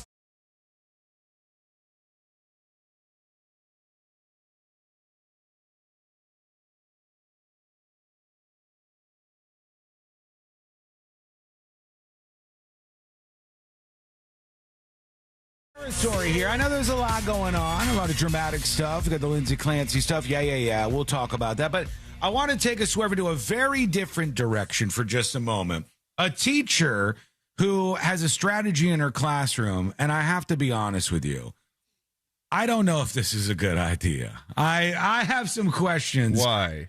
As to whether or not, Josh, this is a good idea to do this in your classroom. But it's happening. A Georgia teacher says she has made some changes in the classroom that she says are for her and for the other kids that are learning in this Atlanta elementary school. Her name is Candy Sydney Browning, all right? She's 36 years old, Candy. Sounds sweet. Is. Yes, it does. 36-year-old second grade teacher. And she has set up a place in the classroom with a particular goal. Now, let me launch her video that sort of started all this, and we'll see what she has to say. Here's Candy, 74,000 likes and over 1 million views on her video of something that she has done in her classroom. Again, I'm questioning whether or not this is a good idea for kids, but you tell us what you think. Here we go. So y'all have been asking me about the gas station in my classroom. Okay, so as you can see, my classroom is pretty spacious. All right, you heard her call it the gas station. You'll see why and what that means here in just a moment. Now, this is where all the learning happens for Tier 1 instruction. So I'll be down here teaching them, and they'll be sitting on the rug. Now. Okay, first of all, adorable classroom. Yes. A little alphabet rug where all the kids sit and look up at the teacher. Think Kindergarten Cop. Remember that? When all the kids are there and the little kid that was says... a huge classroom, too. Did I miss all what the little grade? kids are just staring up. Second grade, I think I said. Was that right? Hold on. Let me just double check. I don't want to get it wrong. Yeah, she's a second grade teacher. Got it. So, the kids are all down there. This looks more like a first grader or a kindergarten. But, whatever. I don't care. They're 7. They're 7. They're on a little mat. The mat tells them about the different times of year and the alphabet and et cetera, et cetera. But there's something else going on in the classroom. If they have to relieve themselves, they will just simply get up off of the rug, and they will walk back to that corner right there where you see that little yellow sign. And I'm going to show you what that looks like. Let's go. So they get up off the rug, walk over here, and they come right here to the gusty winds area. And of course, we have everything they need over here. They have sprays. Do I require them to spray? I don't. I just put it there in case they just want to go ahead and use it, because I spray my classroom every day anyway. Okay, the gusty winds area is an area of this teacher's classroom where she has the students go if they have to pass gas during the class. It's if they have to get up and they can't do it next to all the other kids on the rug. They got to go to the gusty winds area, and then when they go over there, then they spray the stuff afterwards, and then come back and sit down next to everybody else. Do you think that was a custom sign she had made, or was there really a sign that said gusty winds area that you could just buy and put up in your classroom? I don't know. Yeah, look on Amazon, see if there's something for this. XCon says this is weird AF. Well, I think what's weird is if you were in this classroom, you would have been able to just kind of saunter over to another corner of the room and be like, I got to get something out of my backpack. And then you could have done your thing over in that area. But if you go to the dusty winds area of the classroom, every kid is going to know what you're doing. You can buy it. It's a legitimate road sign. Okay. All right. So you buy these little signs. Teachers are putting these in the classrooms. And now they have a designated area that they can go if they have to pass gas in the classroom. I'm just telling you, if I did this in second grade, I would have never heard the end of it. Yeah, I would have been Gusty Winds Sean, or, the Ass Blaster, or whatever, I don't know, whatever the nickname might be for the rest of my schooling. They never really we didn't have as much creativity in second grade. You probably just would have been like Fart Wasson. Yeah, you might be Sean Fartson. It might be Fartson. That might have stuck with me. She says she doesn't want them doing this sitting in front of her, so there's a particular station in her classroom for this. This has made the news, just in case you're wondering. Yeah, this is from San Diego's NBC7, and it says a gas station for farts. I like calling it a gas station much more than a gusty wind zone. It's funny. This Georgia teacher says it's a classroom win-win. What else does she say? So, yeah, that's it. That's the station. Gusty winds area. Pretty simple. They just come, stand here. And what I love about this is while I'm teaching, no one has to ask. I don't have to stop teaching in order to say, yes, you can go. No, just get up, go get up, go excuse yourself, and I can continue teaching. And then with the student inside the classroom, they don't lose any instruction. They can continue to learn. Yeah, that's your farting, right? That's the important part. What do I do? Am I supposed to turn to the wall? Do I just face the wall? Where do no, because then you're farting towards all the kids. I don't know what I'm supposed to do. What about parent-teacher conferences? Are the parents supposed to watch over there? R. Willie says. I'm unsure. She's created a section of her classroom for this to occur. And I guess that this has made things better for her to create a little gas station. It's a win-win situation. Why wouldn't you, what's the point of me making them step out when they can continue to learn? So when you step out of the classroom, you lose things. You know what I'm saying? So I would just rather my students continue to learn and we be mature about it, and me teach my students good luck to be mature about it, relieving yourselves appropriately and not amongst others, and still getting the education that you need and deserve. What do we think about this? Is that a good idea? Is this something that they should do? Here, I think you will get made fun of a little bit. I think people will make fun of you if you do this in class. But I think that I wonder what would happen if some kid didn't make it to the Gusty Winds station. And he's on front of on the mat, like where the teacher does the instructions, and he just lets one rip or something. And then she's like, you have the Gusty Winds station to go to. Does the kid end up getting in trouble? Yeah, they hit him. Or if the kid goes to the Gusty Winds station. Beat his ass. Kid goes to the Gusty Winds station. Everybody kind of knows what's going on. Mm-hmm. Then kid runs full speed from the Gusty Winds station out the door to the bathroom. You know. Oh, no. Now you know it was because he just crapped himself. It was a 1-2 punch. Everybody knows. These kids are never going to go, well, what happens in the gusty wind station stays in the gusty wind station. There's no way they're going to abide by that. It literally doesn't. By virtue of how the gusty winds work, they blow. Yeah. So, I think she has, it's nice what she's trying to do. But I think the problem that I have with what this teacher Candy is up to with the gusty wind station. Meep says, is this the fart corner? Yeah, Meep, nothing gets by you. Yeah, there you go. Nailed it. I think what the problem is with what this teacher is doing is one word that she said. She said, I think we could all be mature about this. I can only speak for myself, young Sean Wasson, when I was in second grade or first grade. If you told the class, all right, everybody, we're going to need you to be mature about this. We're going to have a very sensitive discussion. And then that discussion was about this. No way in hell. That everybody would be laughing. Everybody would be making fun. There would be no way that we all just kind of accepted that this was the thing. But I wish her the best of luck. Let's see. Are there any comments? I'd be so embarrassed with the whole class knowing I'm getting up to go do that. Somebody says, I just saw this on the news. This is going to be so funny to them when they're older. How bad of a problem did it have to be for this to be a thing? Somebody said, true. But give us your thoughts. A bit of a side quest here on the show today with the teacher with the gas station right there in the classroom. Let us know what you think over at thenewsjunkie.com. Good for her. You know, she's doing something new. Let's peek in to the email side of things, tips at thenewsjunkie.com, and the dispatches. Here is Fatty Matty, who wants to talk about the Clancy case again. I was just swerving away from that. He's bringing us back. Hey, junkies. I guess it really sucks that she went through and she was in that depression and she killed her kids. So I feel like she's obviously guilty, but then at the end of the day, I'm just a dude. We're all just dudes.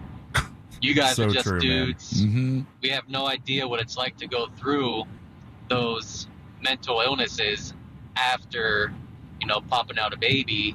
All we do is, shoot our shot and then we're done. Okay. What's the opposite of well said?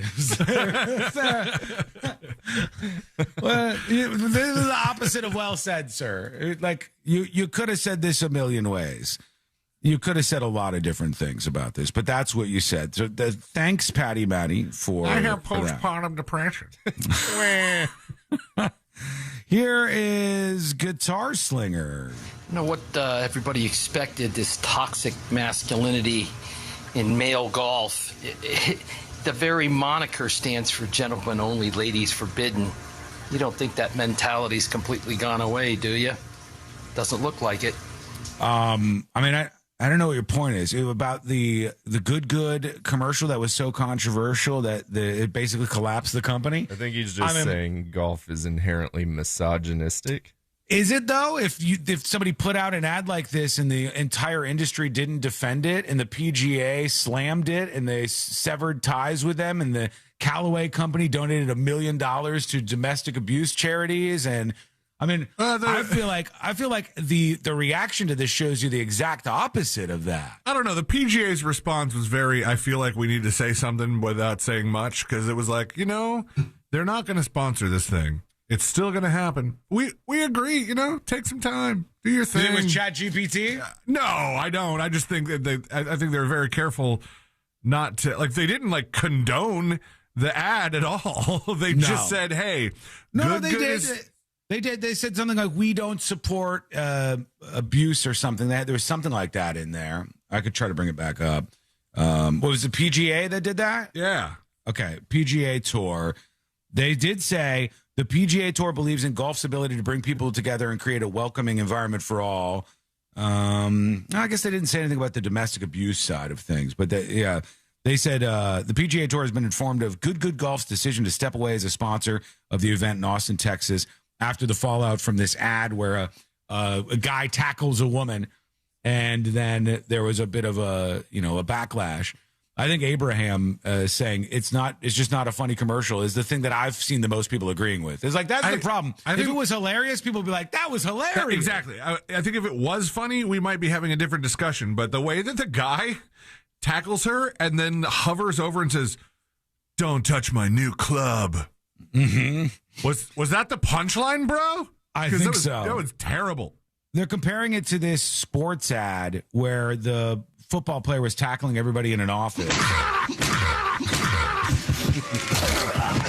Whoa! You know you can't bring that weekend Terry stuff Crews. up in this Humpty Bumpy. You killed a joke. You make some more. You know that, baby. Else you in for. So he was tackling people in the office, and he tackled a woman, but they're like, nobody freaked out about this one. He tackled a man, too. That one was a little more funny. And he was an one- equal opportunity tackler. Yes. I think you're right. I think it was much more about this one is more funny and much more well done. But we'll take a quick break here. We'll see what you think about this. We'll get to the hot sheet. We'll get to This Week in Florida. All of that is coming up next on the News Junkie. Coming up tonight on Real Radio at 7, it's a corporate time with Tom and Dan. Brought to you by MyEternalVitality.com and Modern Plumbing Industries. At 8 p.m., it's the Orlando Shine Show with Brendan and the Bus. At 9, we all find out what the hell is Angel listening to. Tonight on Real Radio 104.1. This weather report is brought to you by Mills Air. I'm Fox 35 Storm Team meteorologist Jessica Dobson with a check of your Central Florida forecast. And for our Friday, we are going to be expecting another hot day with highs in the low and middle 90s. Playing for a high of around 93 today in Orlando. We'll also be expecting some scattered afternoon and evening showers and storms. We'll see about a 60% chance of those showers and storms. There you go. That's your distraction for the moment. You wanted it. You got it.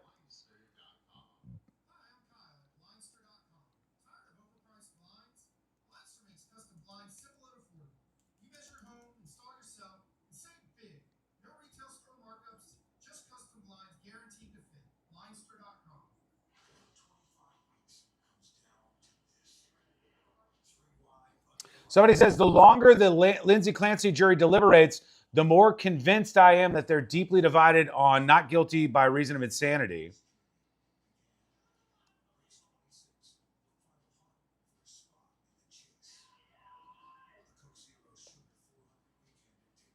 Some of the posts I've seen from the Lindsay Clancy trial make me feel like I'm taking crazy pills.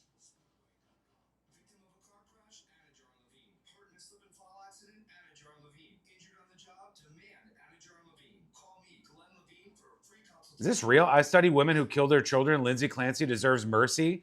And the New York Times.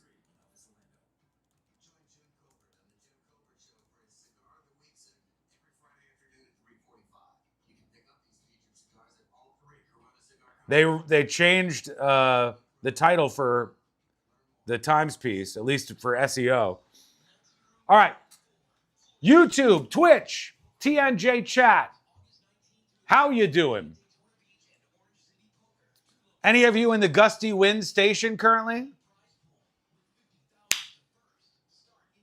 Question about the Rate My Blank. Do we have to do a Zoom video? It depends on what your talent is for Rate My Blank this week. And we are in a very, very dry season for entries. There have not been that many people with weird talents who have entered. It may be the guy who said he could say the alphabet or do the states alphabetically in 40 seconds, which then C-Lane even beat very quickly live on the show.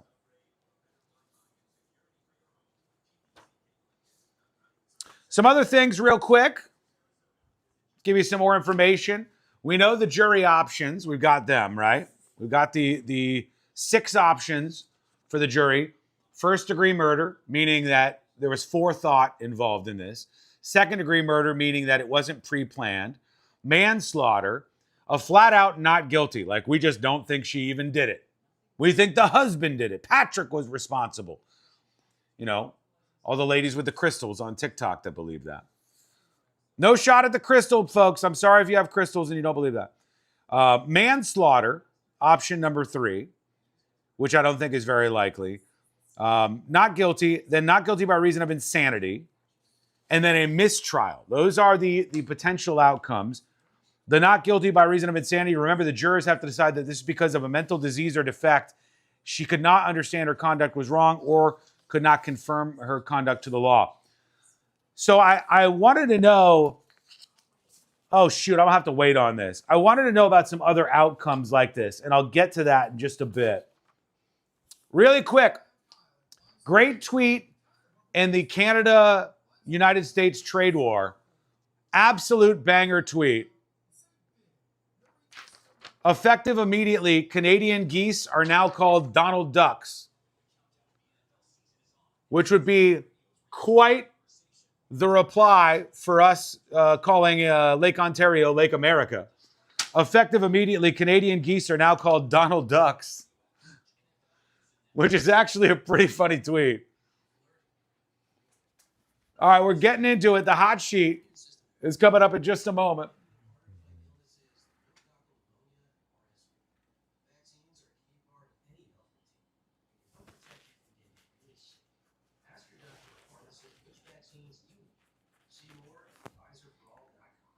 Bootsy, is that real?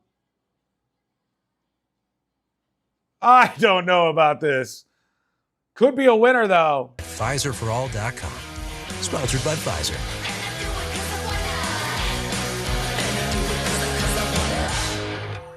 This portion of the News Junkie is brought to you by that mortgage guy, Don. Don't miss the vote. Compare your quote with that mortgage guy, Don.com.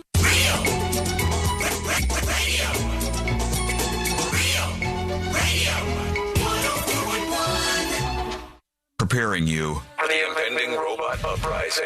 This is the News Junkie.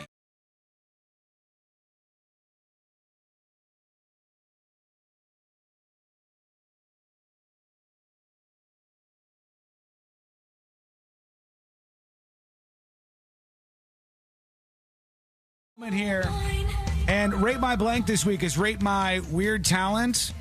The tide just turned on Rate My Blank, guys. All right, we have an entry here from Bootsy. My weird talent. She says, I can write with my feet, and here she is. You can see she can write with her feet, and she says, I don't want to have to prove it on Zoom. You guys, you don't have to prove it on Zoom. This is proof enough, I think, that she can write with her feet. This is her Rate My Blank, her weird talent for our challenge this week. Giving those toes away for free, huh? I know. And looking at this, I was like, all right, we have a new front runner. We do. We'll see what you have. Now I'm going to have to go during the break and write "Suck it, Abe" on a piece of paper with my foot. See, is this really unique?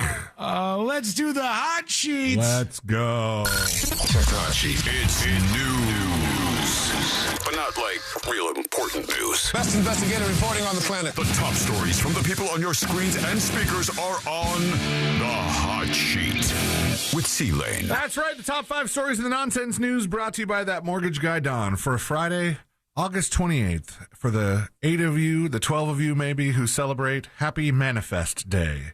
Manifest Day. Manifest Day. The show Manifest that was on, I think, NBC before Netflix picked it up for a 4th season. It was very losty. And 828 was the flight number, and it was like a big thing for the show. And they actually did something today. Netflix announced that Manifest is going to get some sort of spinoff based on the series. It's called Arrivals, A New Manifest Mystery.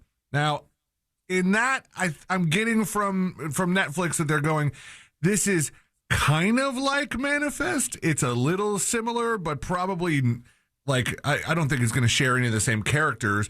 It seems like they're doing to Manifest what they've done with this Knives Out thing. They had Knives Out. Knives Out did well. Then they had Glass Onion, a Knives Out mystery. Wake Up Dead Man, a Knives Out mystery. This is Arrivals, A New Manifest Mystery. And they announced it exactly 5 years to the minute after Netflix announced it was reviving the original series for a 4th and final season. Following you liked that one, right? I did. Me and Ashley watched the whole thing. Yeah, it was really good. We liked it a lot. I don't know that I would back up it was really good, but there were so many. It was entertaining though, right? Yes. Yeah, it was entertaining, but sometimes it was so out there that for like a whole season, at the end of every episode, we went, we're never seeing our show. We're never seeing the show again. We're never going to see this show that we like again because they just keep taking these swerves. The offshoot comes from Manifest creator, executive producer, and showrunner Jeff Rake. And in Arrivals, a mysterious plane crash lands in Denver. The passengers emerge with no memory of who they are, where they came from, or why they're here.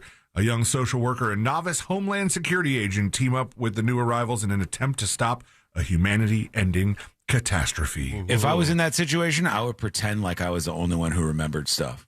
And I could instantly be in charge. I'd be like, you guys are serious? You don't remember any of this? I make up names for everybody and backstories. You and I have been sleeping together for months. We've been in a love triangle with this other very attractive woman. It just so happens. All right? You could, maybe get somewhere. I don't know how successful that's going to be. Over to the music industry where, how all these bands have been selling off their catalogs for buku bucks because they want to make the money now, even though there's, they don't know if they'll live far enough to benefit from all the perpetuity. Well, Gene Simmons has said in an interview that part of selling Kiss, like selling the Kiss catalog, was they sold the brand too. And now he claims, and maybe this is a Moses question, he claims that Kiss can't perform without permission from the company they sold it to. Really? Because they own the makeup and they own like the branding and the characters. They sold Kiss so much that they can't be Kiss anymore? Without permission from the company. It says Kiss was actually sold the makeup and the tunes and the publishing and all that for at that point, the bassist garbled his words to suggest an unnamed sum that is a lot of money. Instead, indeed, Simmons and co. sold the Kiss catalog, brand name, likenesses, probably all the merchandise that Kiss gets. Like they're one of the few bands that has like a lot of collectible merch. And it says all of that was sold to Pop House, a Swedish global entertainment and music investment firm, back in 2024. Pop House is now using that purchase to develop the Kiss Avatar show, which, if according to plan, will be touring in 2027 or be somewhere for people to watch. But he claims that also means Kiss can't play live without Pop House's permission because they own the makeup and the branding and everything. As Simmons did admit in an interview, he still has a performance itch that he has to scratch, so he's created the Gene Simmons Band to kind of, fill that void. I'm going to see GSB this weekend, man. We're just as good as Kiss. He said, I didn't want to stay away from the stage. It's the most fun. Being up on that stage and rocking out is the most fun I can imagine with my pants on, says Gene Simmons. Among the various tributes to Dolly Parton, there's been one that's actually turning some heads. Now, we obviously a couple of us have seen some trolls on the internet that have said dumb stuff about the late country superstar. But now a guy that has posted a tribute to her and actually co-starred with her in some TV movies and stuff is getting just grilled online for the way he the way he went about things. His name is Ricky Schroeder. He was Parton's former co-star. He played Parton's father in 2 NBC biopic movies based on the singer's childhood.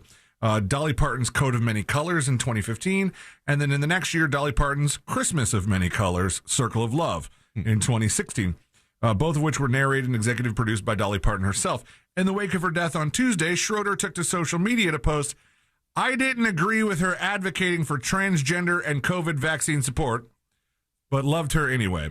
Thank you for choosing me, Dolly, to be your movie daddy. Why do you have to put that stuff in like your tribute to somebody who died? Clearly, he thinks he has fans that care what he thinks about that stuff. Yeah. Or he's scared that his fans will see that he's saying something nice about somebody and not saying the mean stuff. I always imagine you were up at giving a eulogy at somebody's funeral and you were just doing that. You're like, look, she was kind of a bitch, but no, you wouldn't do that. Just throat clearing the whole time. You would you say the positive stuff. Yeah, and also you should not be worried about your fans, commenting on you saying something nice about Dolly Parton. You should be worried about saying something not nice about Dolly Parton because that's the thing that is getting him grilled on the internet right now. Katie Couric replied to his post with a single word, ick, while the rock band Garbage replied from its official account, F off Ricky Schroeder. Fox Sports South Florida co-host Josh Cohen wrote on X, congratulations to former child TV actor Ricky Schroeder on becoming the first person to disrespect Dolly Parton in her passing. What an absolute douche. Responding to some initial backlash, Schroeder reportedly doubled down and posted a clip on his Instagram stories about Parton supporting the COVID-19 vaccine and wrote, "I warned Dolly not to support the experiment. Wish she listened." So the guy is not learning his lesson at all. No one cares, bro. Yeah, one of the commenters that had summed it up a little bit what Sean was saying. Imagine writing a tribute to Dolly Parton and still needing to make sure everyone knows which parts of her humanity you disapproved of. She spent her life leading with grace, generosity, and love for people who weren't necessarily like her. You could have honored that example without inserting your grievances into her obituary. What an incredibly small way to remember someone who lived so big. And that, that person nailed it. Yeah. Speaking of dead celebrities, it's been a little over a year. Watch our time here. You say whatever you have. There's going to be an Ozzy Osbourne biopic. Jack Osbourne says they've got somebody picked out, and we should all worry about Gladys Knight because she looks like she's out of it on stage. If you have a mortgage with an 8 or a 7 in front of it, you should be checking into a refi immediately. You're 100% paying too much, and that mortgage guy Don is going to save you money at thatmortgageguydon.com. Don't miss the book and pay for Hot sheet over. Got pulled the ripcord. Back in a moment with This Week in Florida that's coming up next on the News Junkie. Live sketch comedy makes its way to Mount Dora. Join comedians Ross Padgett and Joel Warren on a sketch comedy journey no audience will forget. August 29th at the Mount Dora Music Hall. Get tickets at realradio.fm/comedy. From the Odoo.com Traffic Center. Hello.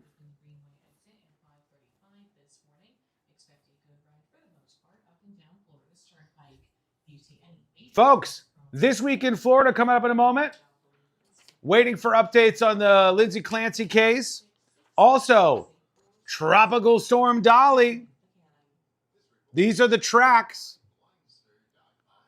What do we think? Do you predict that Tropical Storm Dolly is going to make landfall? Yes or no, chat? Will it happen? Absolutely unheard of that a major celebrity dies.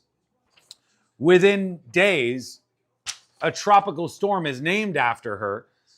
And now the potentiality, at least, even though a lot of experts are saying this thing is not long for the world, this storm may not make it past the weekend, but it could.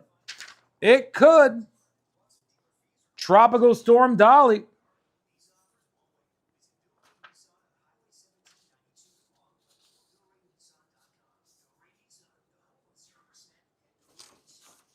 Put this over here.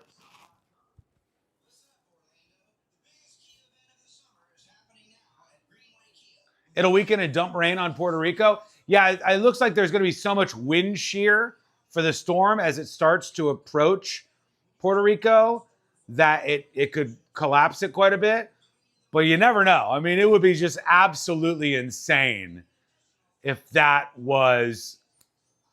turned into a hurricane and then made landfall, God forbid, in Tennessee. You know what I mean? Like, how crazy. The writers of this season of humanity are turning into hacks. I don't know. I kind of hope it does. My friend is coming to visit from North Carolina. He's never experienced one, but nothing crazy. You sound like Courtney.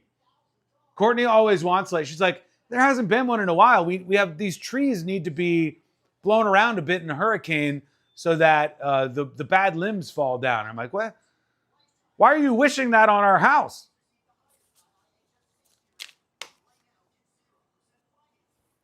Don't be wishing on hurricanes. Lyle says, Lindsay's guilty.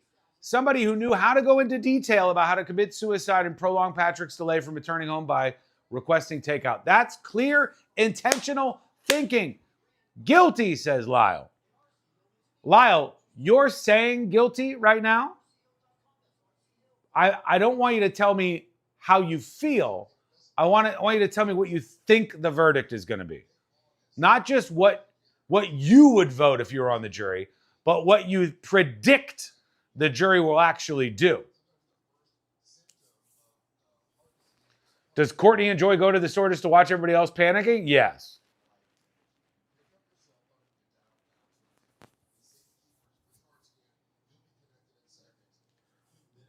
All I can tell you about the Lindsay Clancy verdict is I'm sure everybody will behave like adults.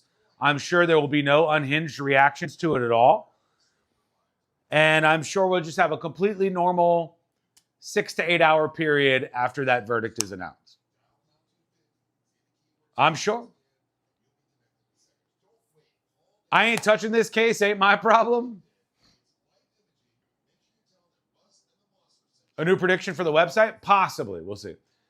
Lyle says with 9 women, it's likely she'll be acquitted. Well, I mean, if you mean found not guilty by reason of insanity, that's what I think most people think is going to happen here.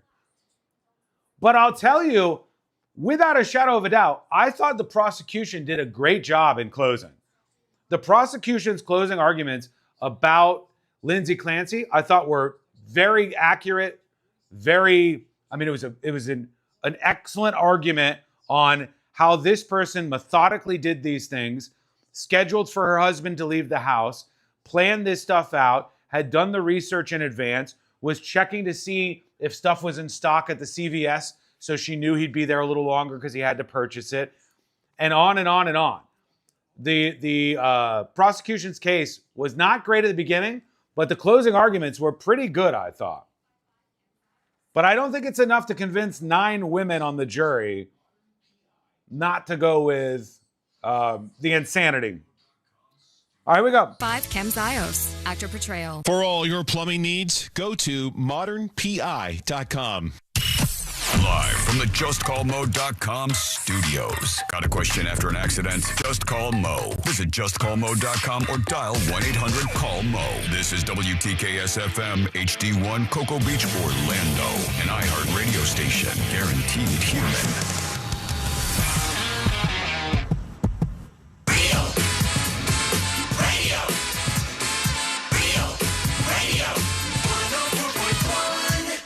Watching the world burn with some friends since 2007. This is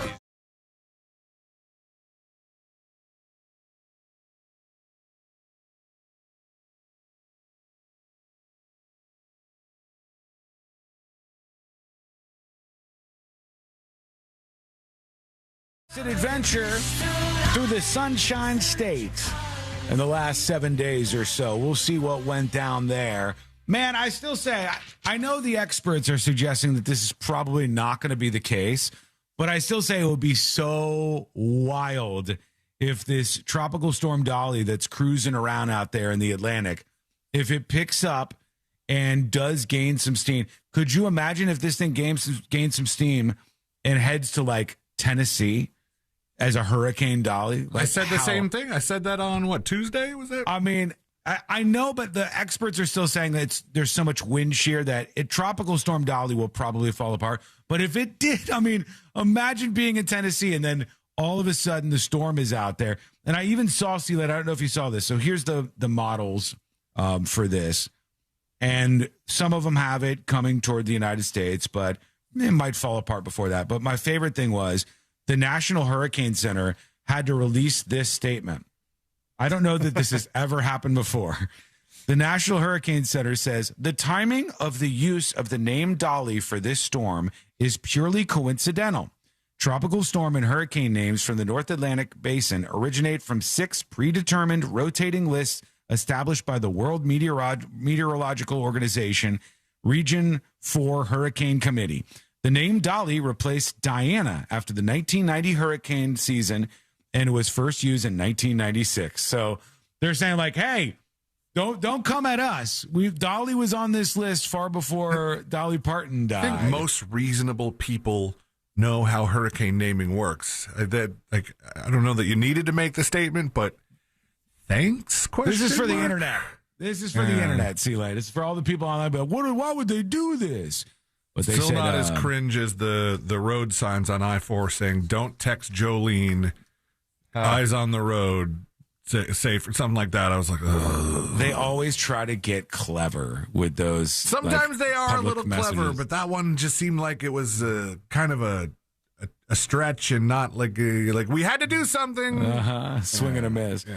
Dan says, yeah, they released that list before hurricane season starts. Yeah, it's just funny that they feel like they have to defend themselves. They're like, whoa, all right. Literally, like minutes after it was announced that she passed away, there were people in the chat going, "Do you guys know the next hurricane is Dolly?" All right, here we go. Are you ready, C-Lane? Ready, Sean. All right, let's do This Week in Florida. Giving you a recap of the most groan-worthy stories in the state. It's This Week in Florida. That's right. The weekend is here. It's time to take a trip around the Sunshine State and see some of the craziness that has gone on in the past 7 days or so. And we start with the Panhandle, where apparently Jelly Roll is no longer welcome, according to Representative Jimmy Patronis. I don't know if you guys saw this week that Jelly Roll guest hosted Kimmel. You know how Kimmel takes like a bunch of time off during the summer. Yeah. And he's had a bunch of guest hosts. Rosie O'Donnell was on there. Woke. And Jelly Roll got up there and made jokes like I would, where I'm the fat guy calling people fat. And they're just he got up there and made jokes about Donald Trump's weight.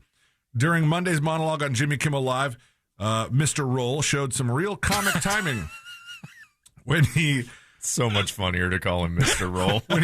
when he made fun of Trump's weight, he said, "Well, Mr. President, from one fat pig to another, take it from me that physical fitness is very important, and trust me, you'll be happy to see your penis again."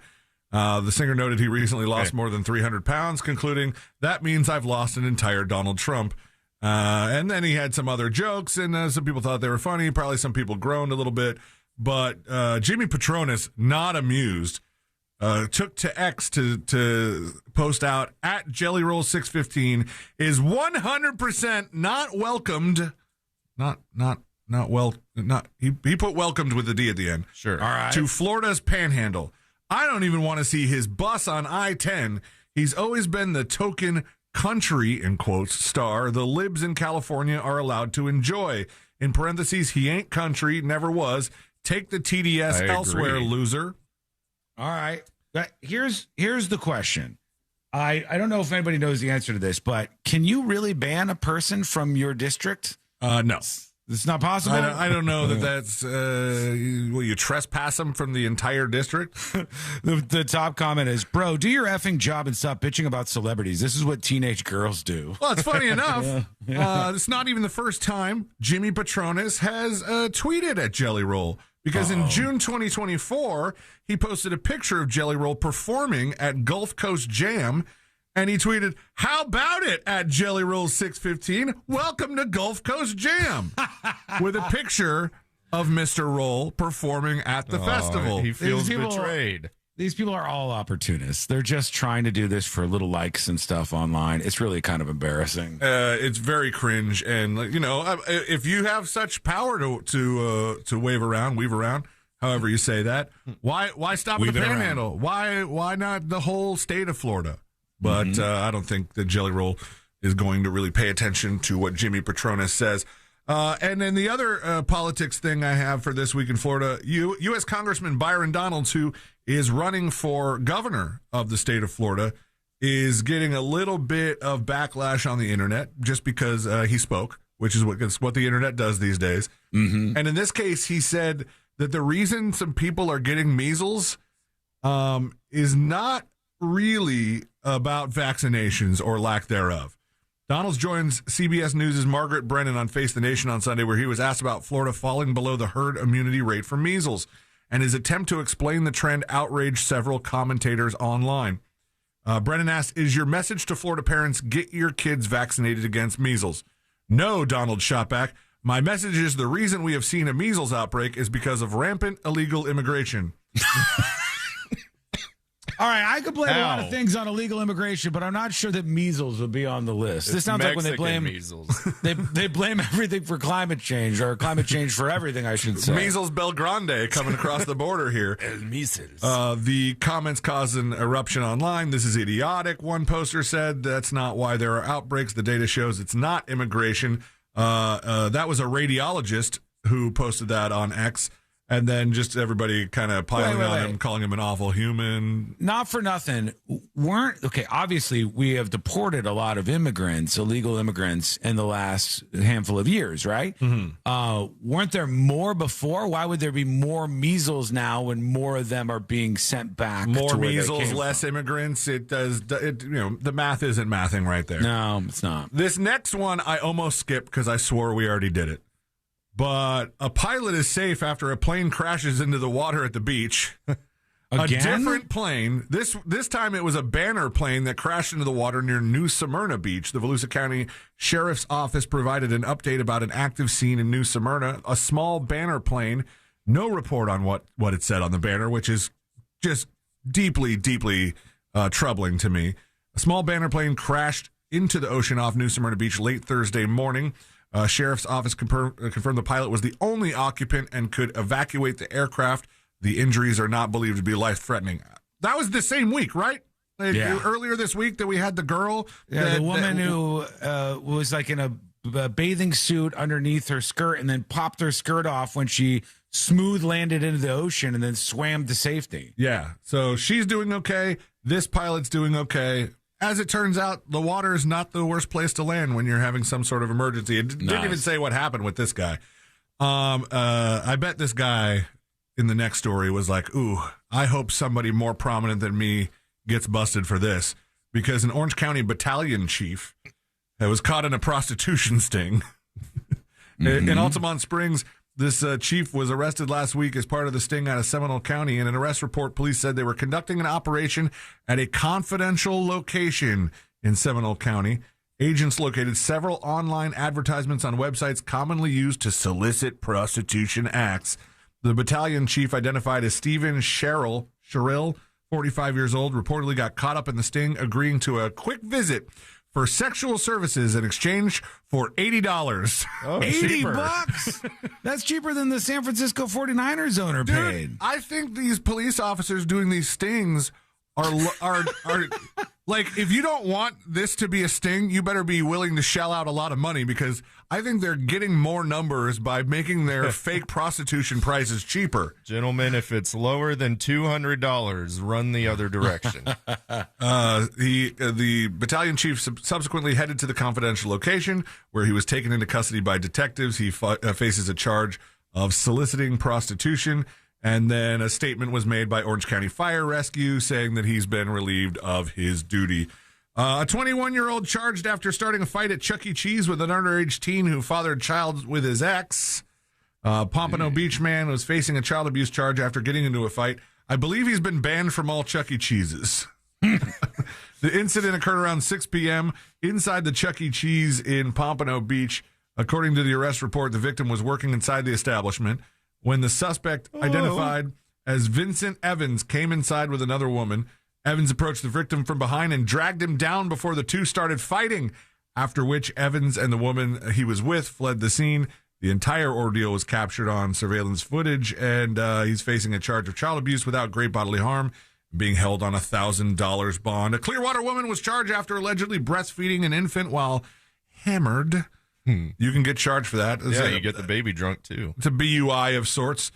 She's facing child neglect charges after investigators say she was too intoxicated to care for her young children and breastfed a 2-month-old infant while drunk. Yeah, you can definitely get the kid drunk by doing that. White Russians. Not a thing. It's not a thing you should do. It's very frowned upon. Come on. And last but not least, in this week in Florida, a Wildwood man was arrested after allegedly shoplifting 2 beers from Family Dollar.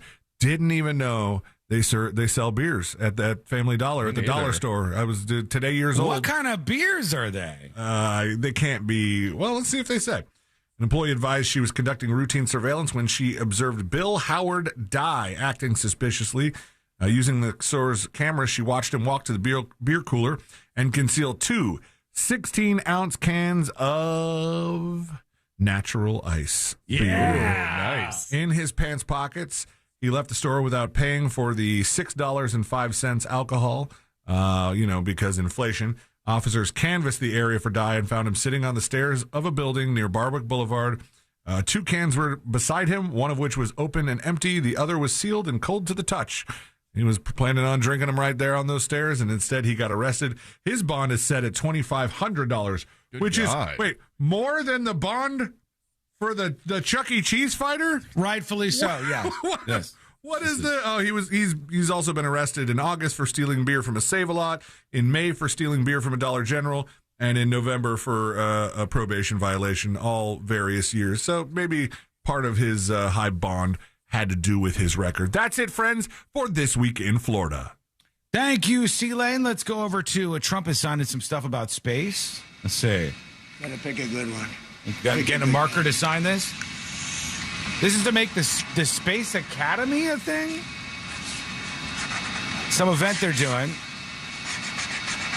Does that mean if I go to space camp, I can graduate to Space Academy? I hope so.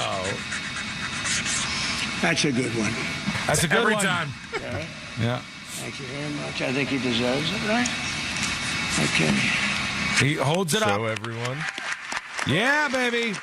That's right, space people. Looks like 2 blank pages with a big signature on one of them. That's right. And this is to establish the U.S. Space Academy. We now have a Space Academy. I thought that was a movie, but like a spinoff of Police Academy, it sounds like. But Space Academy is a real thing. And then Trump awards the Artemis II crew with the Congressional Space Medal of Honor. I didn't even know that was an option. That's kind of cool. Those are the astronauts that went around the moon getting the Space Medal of Honor. I was hoping it'd be rocket-shaped. No, it's not. I just thought there was a Medal of Honor. I didn't know there was a space version that they actually had. Well, that's because you'd never get one. Yeah, thanks a lot, Josh. You're all welcome. right? Thanks a lot. I'm well aware of that. I'm not headed to space anytime soon. But if I did go up there, I would really like one of those Medals of Honor, if you don't mind. That would be very, very great. All right, let us know what you think about all of this and so much more. Send us a dispatch over at thenewsjunkie.com or an email. You can email the show always, tips, T-I-P-S, at thenewsjunkie.com. All right, let's see what we have here for you. Still no verdict coming in yet in the Clancy case, in case you were wondering. We're keeping an eye on that. Although I am seeing more and more people posting stuff where it's like a relationship that's falling apart over the Lindsay Clancy case. Here's one. My boyfriend of 4 years baited me into forming an opinion on the Lindsay Clancy case, and now we're no longer together. My boyfriend of 4 years first introduced the case to me about a week ago. This is your partner not even talking about it, and then you're forcing them the information on them? Like, what's your opinion on this? Asking me my opinion of it. I'm incredibly busy, so I haven't been online enough to even hear of the Lindsay Clancy case. I told him as much. A few days later, he asks again. I tell him again. I don't have enough information to form a well-informed opinion. But this time, I offered to hop on the phone and have him tell me the facts as he understands them, and I will formulate an opinion. This does not sound like a fun relationship at all. That's what I did. To hop on the phone and let him tell me everything he knows about the Lindsay Clancy case. I'll get on the back on Monday. Tell me everything you know about the Lindsay Clancy case. See? That's what we did. I gave my opinion, and I believe if she is found to have had a mental or psychological impairment, that she should be placed in an institution to receive the help she needs for however long is normal for mentally incapacitated people that commit crimes. He said he needed to think about that. A week later, he broke up with me via text message and said that, enough is enough. He can't do this. He cannot be with somebody who defends this woman. But I don't think this is defending it. If you say, I believe if she's found to have mental, psychological impairment, she should be placed in an institution to receive help she needs. So you're still saying, send her to a mental ward as opposed to a prison. You're not saying, no, let's throw a ticker tape parade for her. She's not going, oh, no, Patrick did it. Yeah, this is totally different. If somebody says Patrick did it, red flag. If somebody says Lindsay Clancy did it, sometimes moms do this stuff, and I feel this way about my kid, or something like that, red flag. But if somebody says, hey, we think that the outcome here should be she goes to a mental facility, like a mental ward, as opposed to a prison, that's not that crazy. You know what I think what is weird about this is this. It seems like the situation is flip-flop gender-wise, because you would think that it would be a woman going, hey, boyfriend, I know everything about Lindsay Clancy and you better agree with me. And it's the other way around. And she says at the end of that post that, apparently men around the nation are using Lindsay Clancy as a litmus test for What'd she say? Using this as a test to determine whether they remain with their girlfriends or wives. And I go, what men are doing that? Ones that want out. True. Yeah. I mean, this is like if you're looking for an excuse and you want a good shot at getting full custody. You're like, so what do you think about the trial? I don't really have an opinion on it. Well, the next day, what do you think about the trial? That does seem a little bit weird. But let us know what your thoughts are over at thenewsjunkie.com. Quick break. When we come back, we'll get geared up. We got the jury duty on the way. We're keeping our eye on for the verdict in this trial and see what's happening there. I got another story out of Utah that we got to try to work in here. In fact, maybe that'll be next. And a couple of fun things along the way as well. It's all coming up next on the News Junkie. Real Radio is on Instagram at Real Radio 1041. Sponsored by the law offices of Anajar and Levine Accident Attorneys. Call the law offices of Anajar and Levine at 1-800-747-FREE. That's 1-800-747-3733. From the Clausman Law Traffic Center, car crash, call Clausman Law. ClausmanLaw.com. Looking at some activity this morning on I-4 westbound where a crash is blocking the right shoulder near Lake Mary Boulevard. Traffic still slow for those who need to travel between the Greenway exit and 535 this morning. Expect a good ride for the most part up and down Florida's Turnpike. If you see any major traffic problems today, make sure to call the Valvoline Instant Oil Change traffic tip line at 866-676-8477. With traffic, I'm Samantha Canning. This report is sponsored by... Hello.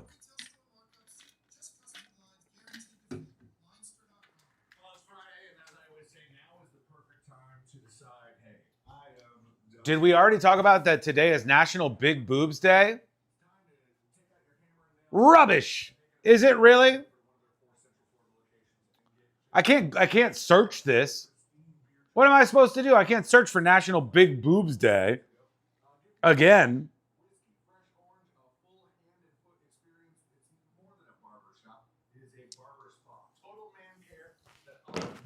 We're getting close to the power hour. I will don the Dolly wig for the power hour. We're at 26 on the day.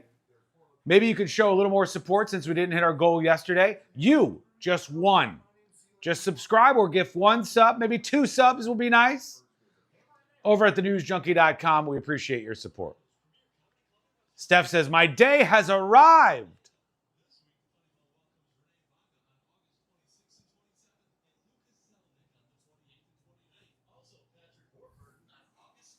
I'm not searching for it. All right, here we go. For the Clancy case, the insanity defense, how fast can release happen? When somebody is found not guilty by reason of insanity, what happens after? There was a person by the name of Precious Bland, literally named Precious, killed a 15-month-old daughter, stabbed her husband and teenage daughter. In June 2026, the judge accepted not guilty by reasons of insanity. She left court that day for outpatient treatment.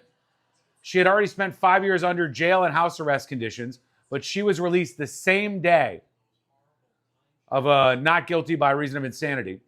Tamar Cooper Locker, this was a controversial story out of Washington, D.C., a hospital shooting that killed 1 and injured 5 people. 2 months later, St. Elizabeth doctors said he showed no major psychiatric disorder and recommended release for him. It was controversial, but in about 6 months after an insanity verdict, Tamar Cooper Locker was released. Margaret Duveau was released after 5 months. Christine Cushing, who killed her 2 daughters in 1991, was found not guilty by reasons of insanity, was committed in 92 and released about 17 months later. So these could be pretty fast, actually. Jennifer Bigham drowned her 3-year-old daughter in 2010, not guilty by reasons of insanity. After 3 years, doctors said she regained sanity and a judge ordered her release. Then, of course, Andrea Yates, found not guilty by reasons of insanity in 2006 after drowning her 5 children. She is still to this day in a Texas psychiatric hospital. Why is Andrea Yates still in? A lot of people go, well, look, Andrea Yates is still in, so that means everybody's going to stay in for a very long time. Andrea Yates is declining release from the insane asylum. She probably could have been released, like Mark David Chapman, but she is declining release. So no matter what, we're going to see Lindsay Clancy, unless there's a full-on not guilty verdict. I don't expect that. We're going to see Lindsay Clancy sent to some sort of either prison or a mental health facility, a psych ward. And it will be for some manner of time. But in these cases, historically, sometimes it's not as long as you might think. Sometimes it's only a couple of years. Sometimes it's, 4 or 5 years. All right, we're coming back in just a moment. She doesn't want to be let out? Yeah. Yeah, I mean, that's got to be a random one, right? I don't know that I've heard that before, but Andrea Yates literally doesn't want to be released. That makes me really believe her insanity plea. She's still in this facility, and she's like, no, I don't want to be released. 90 seconds and we're back live. Second day of the jury deliberating in the Lindsay Clancy case. Cosidius thinks it's the free Wi-Fi. Could be. And Dewey says, I was held for 6 months because they thought I killed a cop? Really? That's crazy. Did you do it? Just tell us, did you do it? I bet you did. Ex-swimmer, what the hell, man?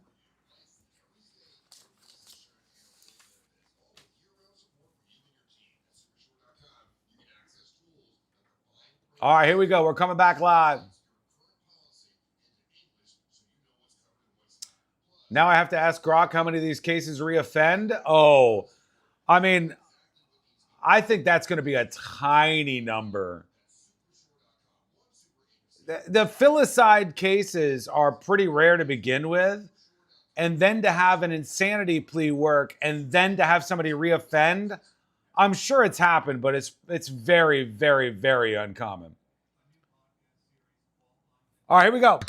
Paid for by Supershore Insurance Agency, LLC, a licensed insurance agency. Everyone wants answers. I'm just really confused about what happened that day. A new podcast series, Fault Line Haditha, tells the story of a shocking crime and a cover-up at the highest levels of the United States Marine Corps. If you've got 5 players and you offer immunity to 4, you better be right about the 5th. Because if you're not, then you've just given immunity to your killer. Listen to Fault Line Haditha on America's #1 podcast network, iHeart. Follow Fault Line Haditha and start listening on the free iHeart Radio app today. For all your plumbing needs, go to modernpi.com.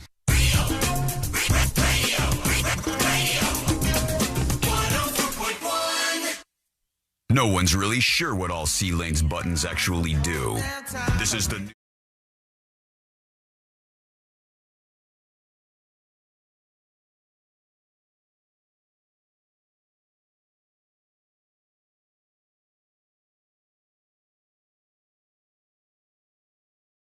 We're keeping an eye on the jury in the Lindsay Clancy case. We got nothing new on that just yet. I did see another story that would drive me a bit crazy, I would think. A town in Utah is very upset because they're trying to squeeze more tax money out of everybody. You pay taxes everywhere. You got fees and taxes everywhere. Think about the money you get from your paycheck, and then everywhere there's fees and there's taxes, and you're paying them over and over and over again. It is endless.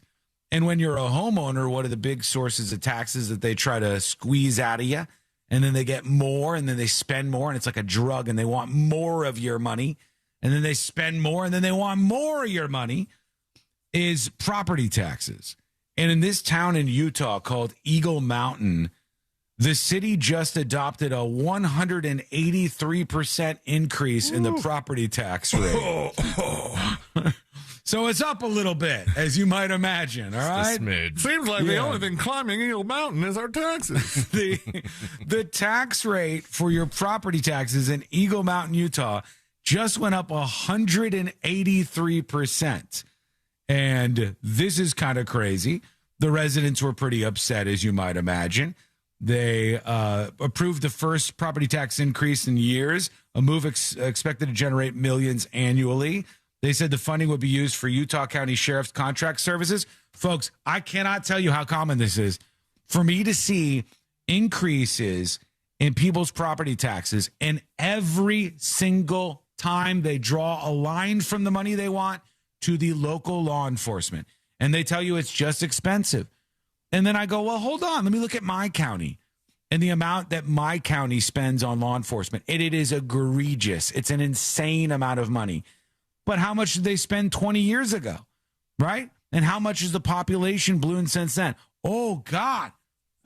Of all the places that spend a lot of money, your local law enforcement is the bill that keeps going up and up and up and up. I can't wait till they start running ads against the property tax thing, or no, towards the property tax thing for getting rid of it, and they're like, do you really want that money going to buy more flock cameras? Like, that's the hot button issue that people are going to go, really? Wait, I heard flock cameras and I hate those. How should I vote? Right. Do you want an AI data center? You're like, wait, hold on. How is this connected at all? 9/11 was bad. The website for Eagle Mountain has a property tax calculator for the proposed increase. Right. It says if your house is currently worth $200,000 today, you pay $58.30 yearly in property taxes. It's going up to $187 if the proposed increase goes through. Overall, they're still not at a big number. No, but that's pretty low. The percentage shoots up big, and trust me, once they start getting that money out of you, they're just up and up it goes. We've seen this all over the country. They find creative ways to get money from you. I would rather the money be punitive. All right, this is my take on this that I've said many, many times. I think if you're a good citizen, you should be able to keep more of your money. So if we have rules and speeding tickets and all these different things, the red light cameras, ratchet that up and get the people who can't follow the rules to fund the rest of this crap with punitive damages against them for breaking shared rules and laws. And get the money that way instead of just saying, oh, property taxes is the way that we do this. We'll take more from you and more from you and more from you and more from you. And you discourage people at some point from being a homeowner because you basically just end up renting for the government for the rest of your life. That's no good, at least to me. Now, here's a story just making the rounds. A married Illinois lawmaker has released a video of her kissing the mayor of Bridgeview, Stephen Landeck, on the lips. She says the kiss was a non-romantic moment among colleagues. Lyons Township Clerk Elise Hoffenberg says she's releasing the video because her political opponents attempted to extort her. While the video lacks proper context to make it clear what's happening, what it shows is a lighthearted, friendly, and non-romantic moment among colleagues. So now that we know that, this married Illinois lawmaker says this video of her kissing the mayor is non-romantic, just a moment among colleagues. Here's what happens in the video. All right, he's going into the room. There she is behind him. They're talking back and forth. All right. Grabs her face, kisses her on the lips, and then walks away. I don't know, folks. What do we think? We think that's not romantic or romantic? It's a little weird. Do you have anybody in your life who is just a friend of yours who you kiss on the mouth? Yeah, C-Lane. I don't make it a habit of doing that. But it's happened once or twice, but not habitual. I mean, imagine watching this if you were the significant other of any of these people. Like, if this was Courtney and I watch her and she's like, no, that was just, a friendly little kiss. He grabs her by the face and he kisses her on the... That's not something that friends do, at least in my estimation. That seems like a little bit more than that. But she says somebody was holding this against her. Some like political marksmanship going on here, I guess. I don't know. That doesn't look like a friendly little kiss. That looks like a little bit more It almost looked like she reached after him too when he started to walk away. So like, right. Okay, so he kisses her, and she's reaching. Yeah. She was trying to hold his hand right there as he walked away. I'll put this up on See It Now. You guys can judge for yourself. He looks like Shooter McGavin. A little bit. He's like a old man with sunglasses on. Who I forget the actor's name, is currently shilling for some liver health like supplement. And so, like, hey, it's Shooter here, guys. And, when I like to have a couple drinks, I want to feel good in the morning. I take Doze or something like that. There's some liver supplement. All right, I'm going to put this up on See It Now, and we'll see what you think. I have plenty of friends that I kiss hello, but I don't think any of them on the mouth ever been on the mouth. No, I can't like recall. No, that's not like a thing. you have many friends who are women. Yeah. Plenty. If your wife saw you kissing one of those women on the lips like that, grabbing her face and kissing her on the lips, I'm pretty sure that your wife would be like, not cool. She would probably shut it down. Yeah, I think that seems a little bit much, but you guys can judge for yourself. Like I said, it's a visual, so I'll put it up on See It Now. Here's what we're going to do. We're going to take a quick break. We're going to come back with jury duty. That's all geared up. We'll look at the Lindsay Clancy stuff, of course, and jury duty, see if there's any updates from the jury and hit you with those. We got a bunch of other clips. We got the Power Hour coming up. I'll have to pay off my bet to be tribute dressed Please, Lindsay Clancy verdict. Please, Lindsay Clancy verdict. I want the verdict now. Lindsay Clancy verdict. If for the Power Hour I have to wear the Dolly Parton wig, I do not want anything of note to happen. So pray for me, folks. All right? I'm going to have to do this in the last hour of the show. If they give her the death penalty out of nowhere and you have to announce that in the wig. The deal is that I cannot take the Dolly Parton wig off for the duration of the Power Hour. Yes. That's what's happening. And that is coming up next on the News Junkie. What's going on, guys? This is Angel from the Monsters. Want to give you guys a heads up. We're getting preempted because of football tonight. So Saturday night, we're going to be live, 9 p.m. to midnight. Special What the Hell's Angel listening to this Saturday night from 9 p.m. to midnight. You don't want to miss it. This is Doug Gottlieb. Here's what's trending from the iHeart Sports Network. Presented by iHeartAdvertising.com. The Seahawks and defensive tackle Leonard Williams agreeing on a 3-year, $90 million contract extension with $56 million guaranteed, according to ESPN. 4 games tonight, kicking off the NFL's final week of the preseason. The Bills entertain the Steelers. The Browns host the Patriots. The Raiders welcome the Niners to town. The Chargers and Rams clash in L.A. And in hoops, the Toronto Raptors will retire Kyle Lowry's number 7 jersey. I'm Bill Raymond. Run a business and not thinking about radio? Think again, because people are listening to radio more today than they did 20 years ago. And only iHeartRadio connects with more Americans than TV, digital, even social. Learn how radio can help your business. Call 844-844-iHeart. Guys, let's have a chat for a second. If you're starting to experience the symptoms of erectile dysfunction, well, that could be surprising. It could be kind of deer in the headlights. You don't know what to do. And the thing used to be, don't talk about it. Let's kind of pretend this didn't happen. Maybe it'll go away. Hint, it will not go away. You should talk about it. Hello. Celine left us on the wide shot. Blame him. All right, I got to get the Dolly wig on for the Power Hour. So I have one more hour of the show being the masculine, male, alpha character that you have grown to slightly love. So soak that in right now. Take in the abject manliness. Get a look at all of it. Because Dolly wig is coming up in the Power Hour. Hey, Rage, how you doing? Couple of things for you. Let's see.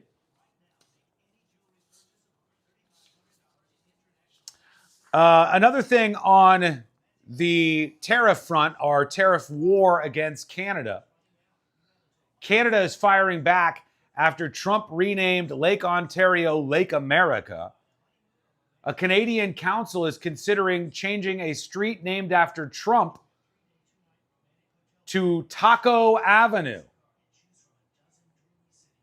Taco Avenue. The suggestions that they were going to change this Trump Avenue to were Obama Avenue, Ontario Avenue, Canada Avenue, Beaver Avenue, Canada Goose Avenue, Pelosi Avenue, and Taco Avenue, a reference to the acronym Trump Always Chickens Out. Another suggestion was Rosie O'Donnell Avenue. You name it Rosie O'Donnell Avenue, I think the joke is on you, Canada. You think you're going to one-up America by naming a street Rosie O'Donnell Avenue? You think that's going to really win the American people over? Rosie O'Donnell Avenue?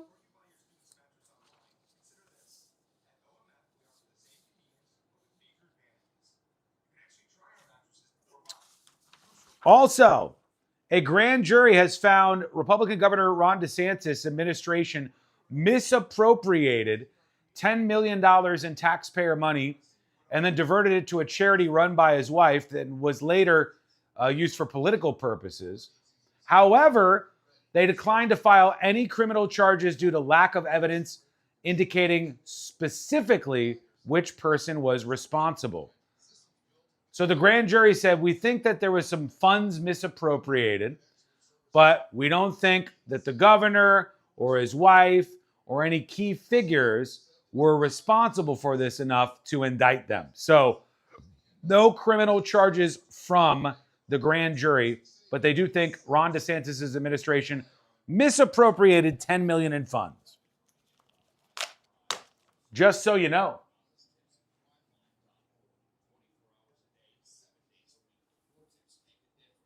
This is why she didn't run for governor? I guess they've had that verdict since like January or something, and they just haven't released it. We may or may not have our friend Mo DeWitt. I don't know. Let me ask C-Lane. C-Lane, have you heard anything about Mo or no? Okay. So I'm assuming that maybe he's not coming in. But he could show up there. Who knows? I'll tell you if he texts me.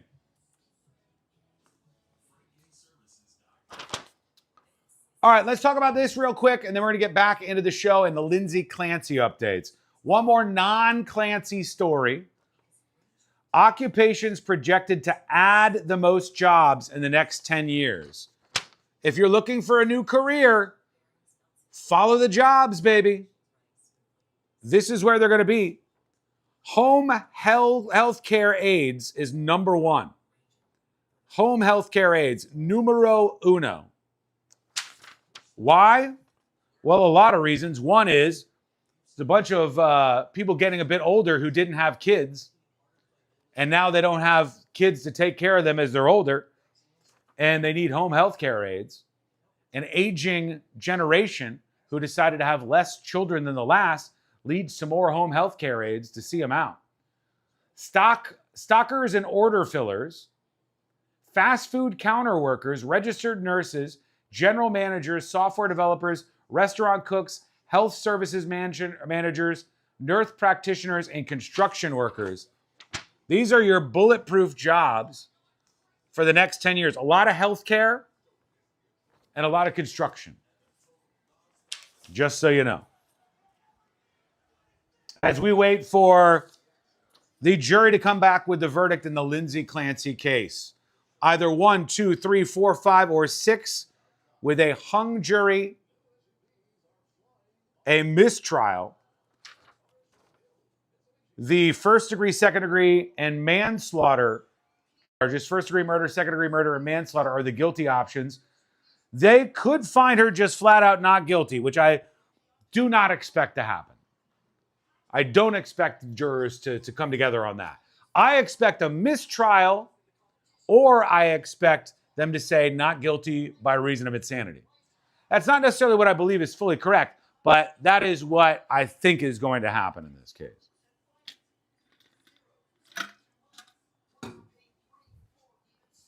All right.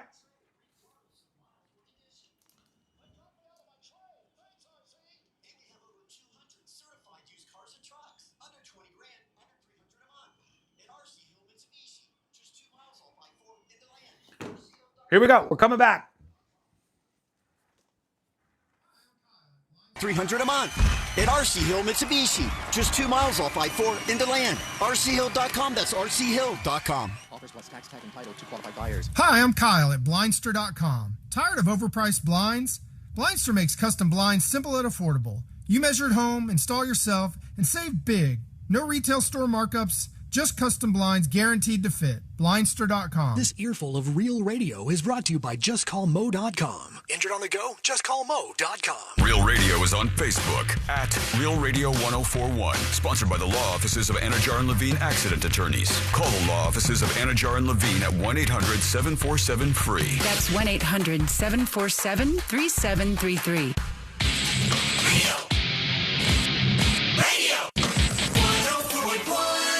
The only show brave enough to admit we Google half this stuff. This is the news.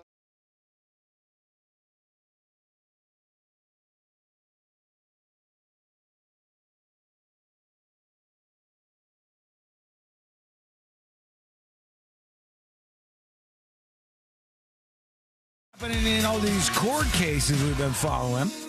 And we'll get to that momentarily here on the show. The jury in its second day of deciding the fate of Lindsay Clancy in the case that's gained so many headlines over the last several weeks. All I could feel for at this point is the damn jurors, who I'm sure just want to be home and not dealing with this case anymore. Like the details of this case in particular are so dark that it sucks to think that you had to be subjected to that in the name of justice for 4 or 5 weeks, like just nonstop. Here are the photos. Here are the details, over and over and over again, people fighting about this particular case. But that's just where we're at on this at the moment. And I saw, actually, we can get into jury duty for this here. So let me just run the stager and kick it off. Here we go. Let's do jury duty.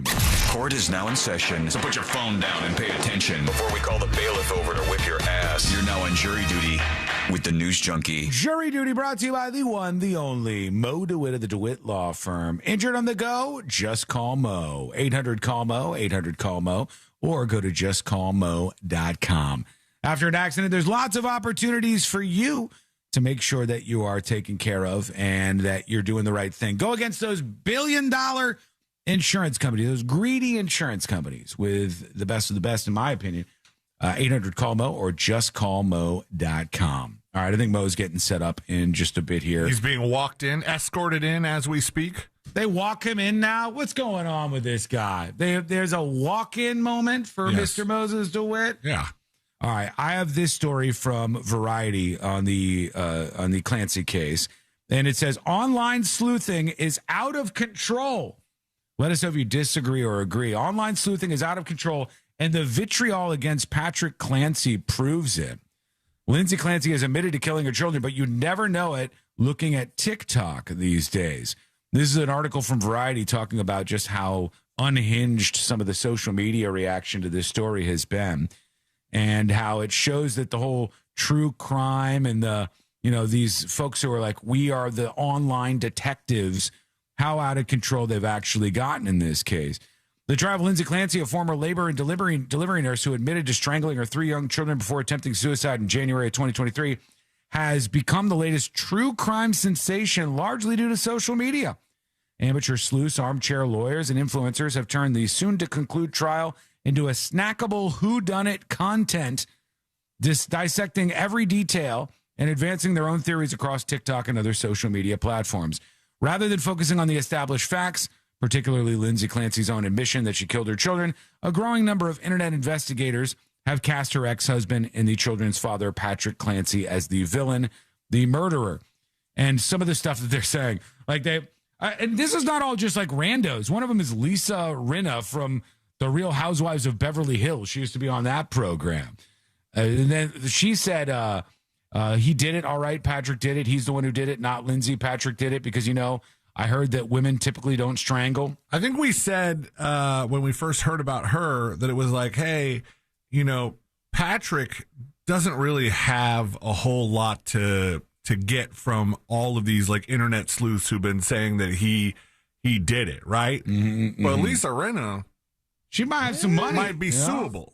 Yeah, there could be a lawsuit in that case, you would think. Somebody else said, not Lisa Rinna, he was having an affair. He plotted. He drugged her, made her crazy, killed their kids, tried to kill her. When she didn't die, he convinced her he killed them.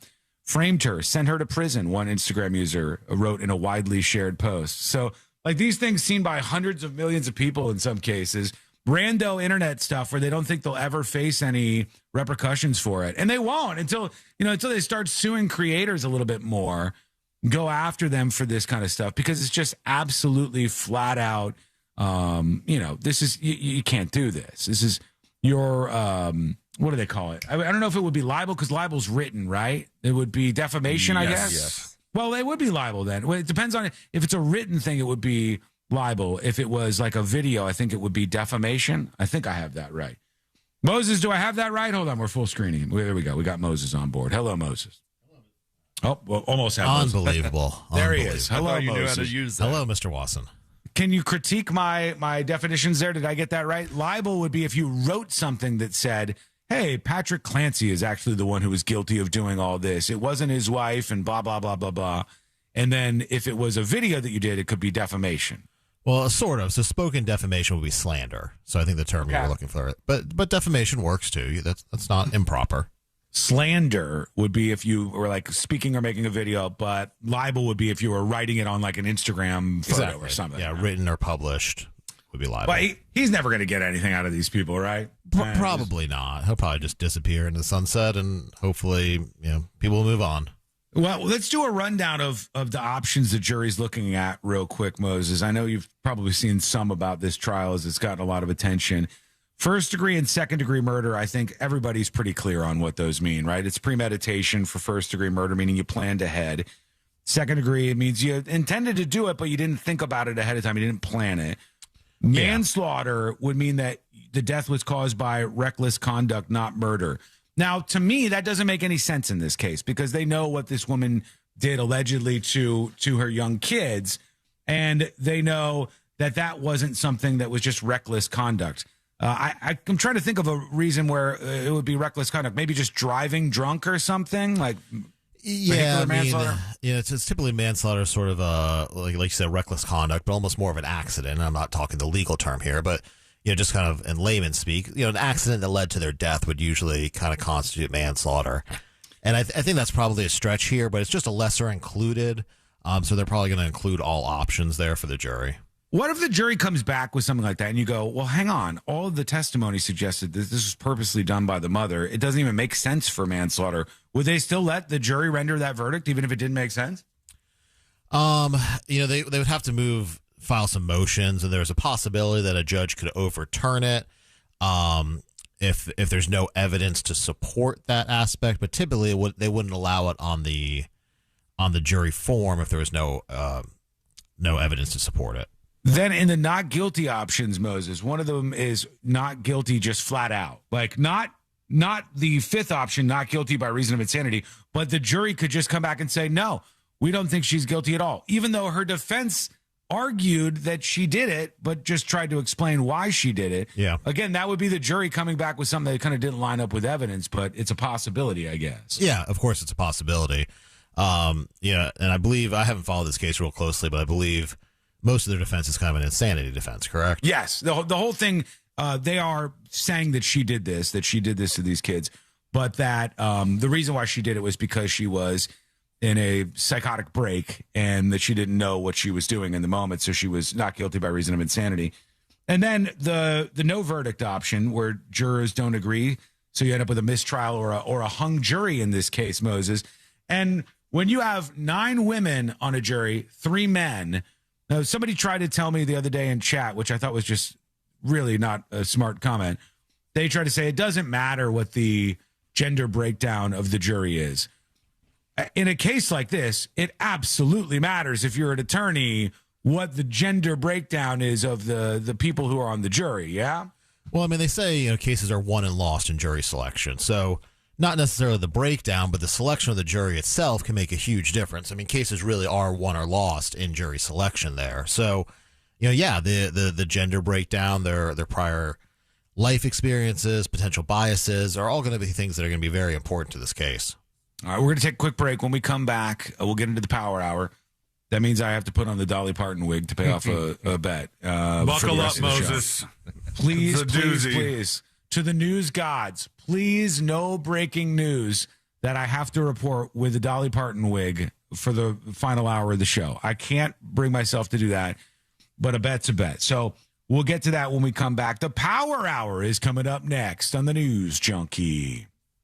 Taste Central Florida, Orlando's premier culinary event this Friday at the Orlando World Center Marriott. Join more than 100 of Central Florida's top chefs, restaurants, and beverage experts for an unforgettable evening of dining, live entertainment, and community impact. Get details at tastecfl.org. Looking at some activity this morning on I-4 westbound where a crash is blocking the right shoulder near Lake Mary Boulevard. Traffic still slow for those who need to travel between the Greenway exit and 535 this morning. Expect a good ride for the most part up and down Florida's Turnpike. If you see any major... All right, folks. The Power Hour is on in just a matter of minutes. Don't say yes breaking. We want no breaking news in the final hour.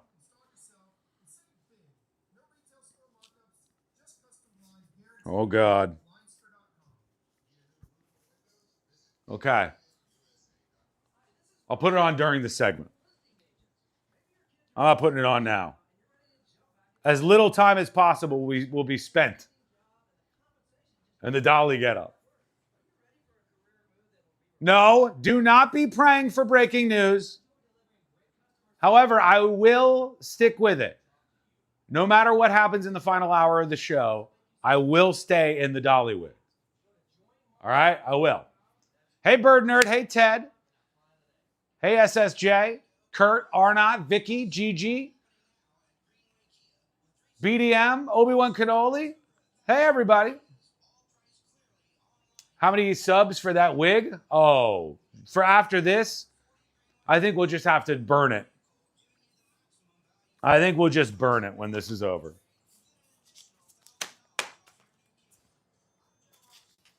Okay, here we go.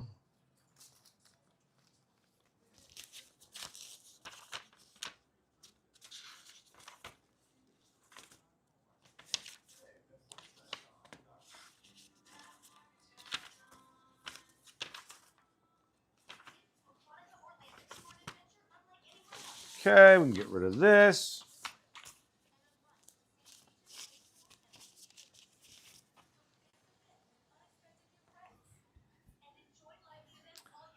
Did you get the fake boobs? No. No. TNJ Bot says, Piker backlash grows. The Hassan Piker backlash grows. Damn. Turns out when you campaign with somebody who says America deserved 9/11, it really does come back on you in a negative light. Does come back on you in a negative light. The TNJ Bot in the chat room will keep you apprised of all news, just in case you want to chat with everybody at chat.thenewsjunkie.com. Even updates about a stupid streamer. Or podcast host is what the news is calling.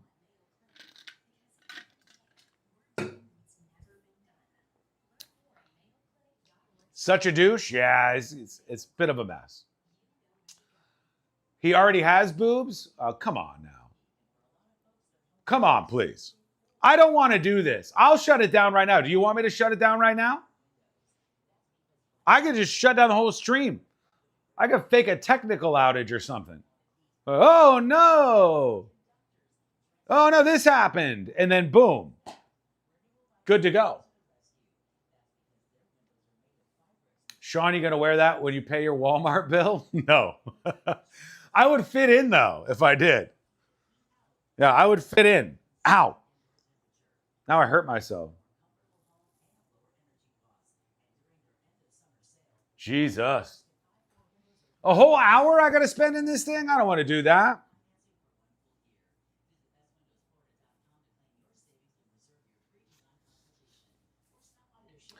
Two minutes and we're coming back live. Let me check for any updates. Ha! Breaking news. Milo Yiannopoulos has been apprehended by ICE and is currently in a detention center.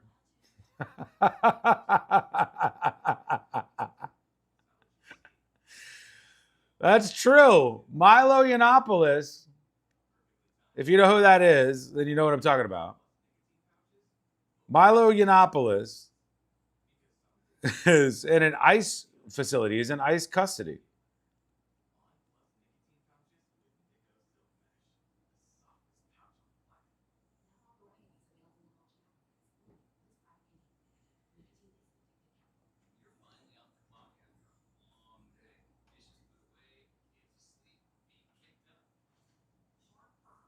Okay. 90 seconds and we're coming back. Got another crazy person posting crazy stuff.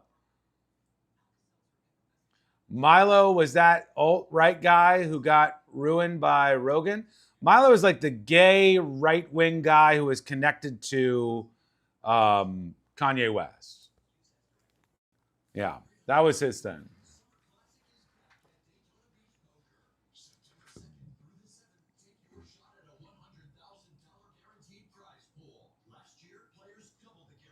Generating a massive $200,000 prize pool. Choose from 7 starting flights and play your way towards Monday. 1 minute. Summer isn't over until a champion is crowned. The Summer Classic, only at Daytona Beach Racing and Card Club. For more information, visit DaytonaBeachPoker.com.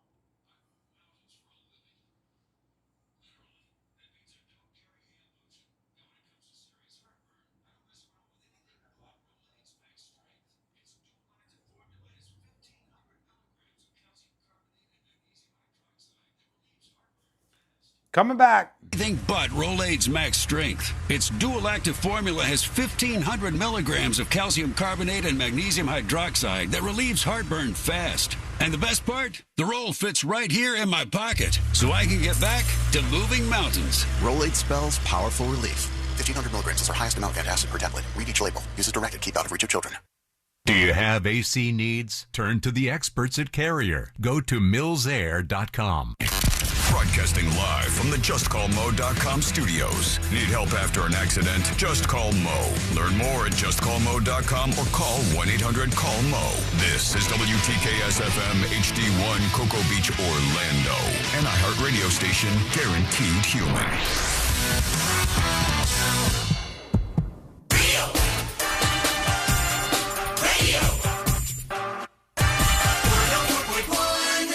Filling you in on the shocking details. Just try not to pass out. This is the news.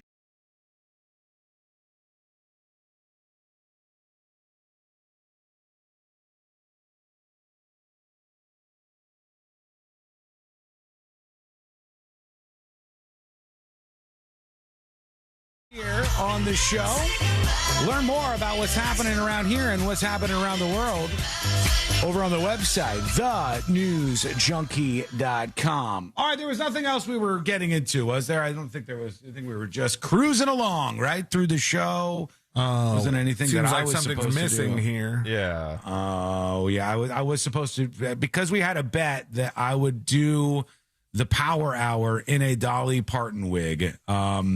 I guess I will have to pay that off.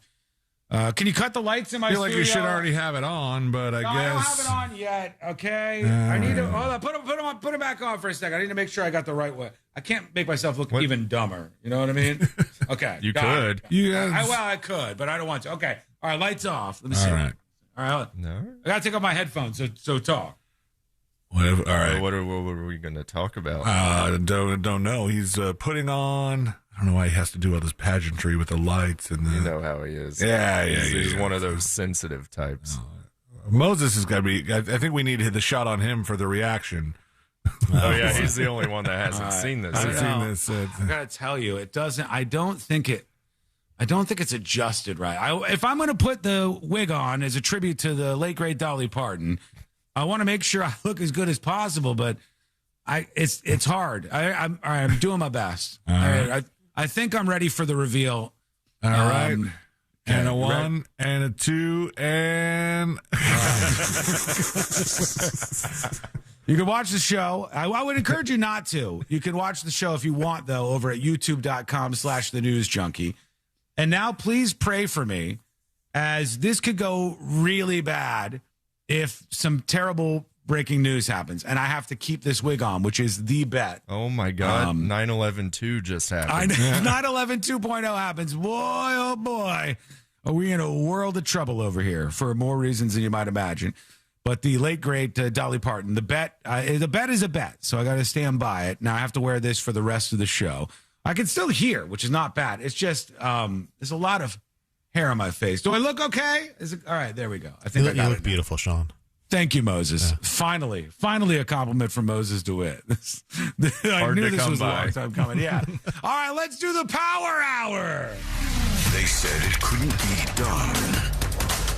Then they said, hello, welcome to McDonald's. Can I take your order, please? It's time for the Power Hour on the News Junkie. A little peek into my future there. Is that what we're looking at? What kind of future are you planning?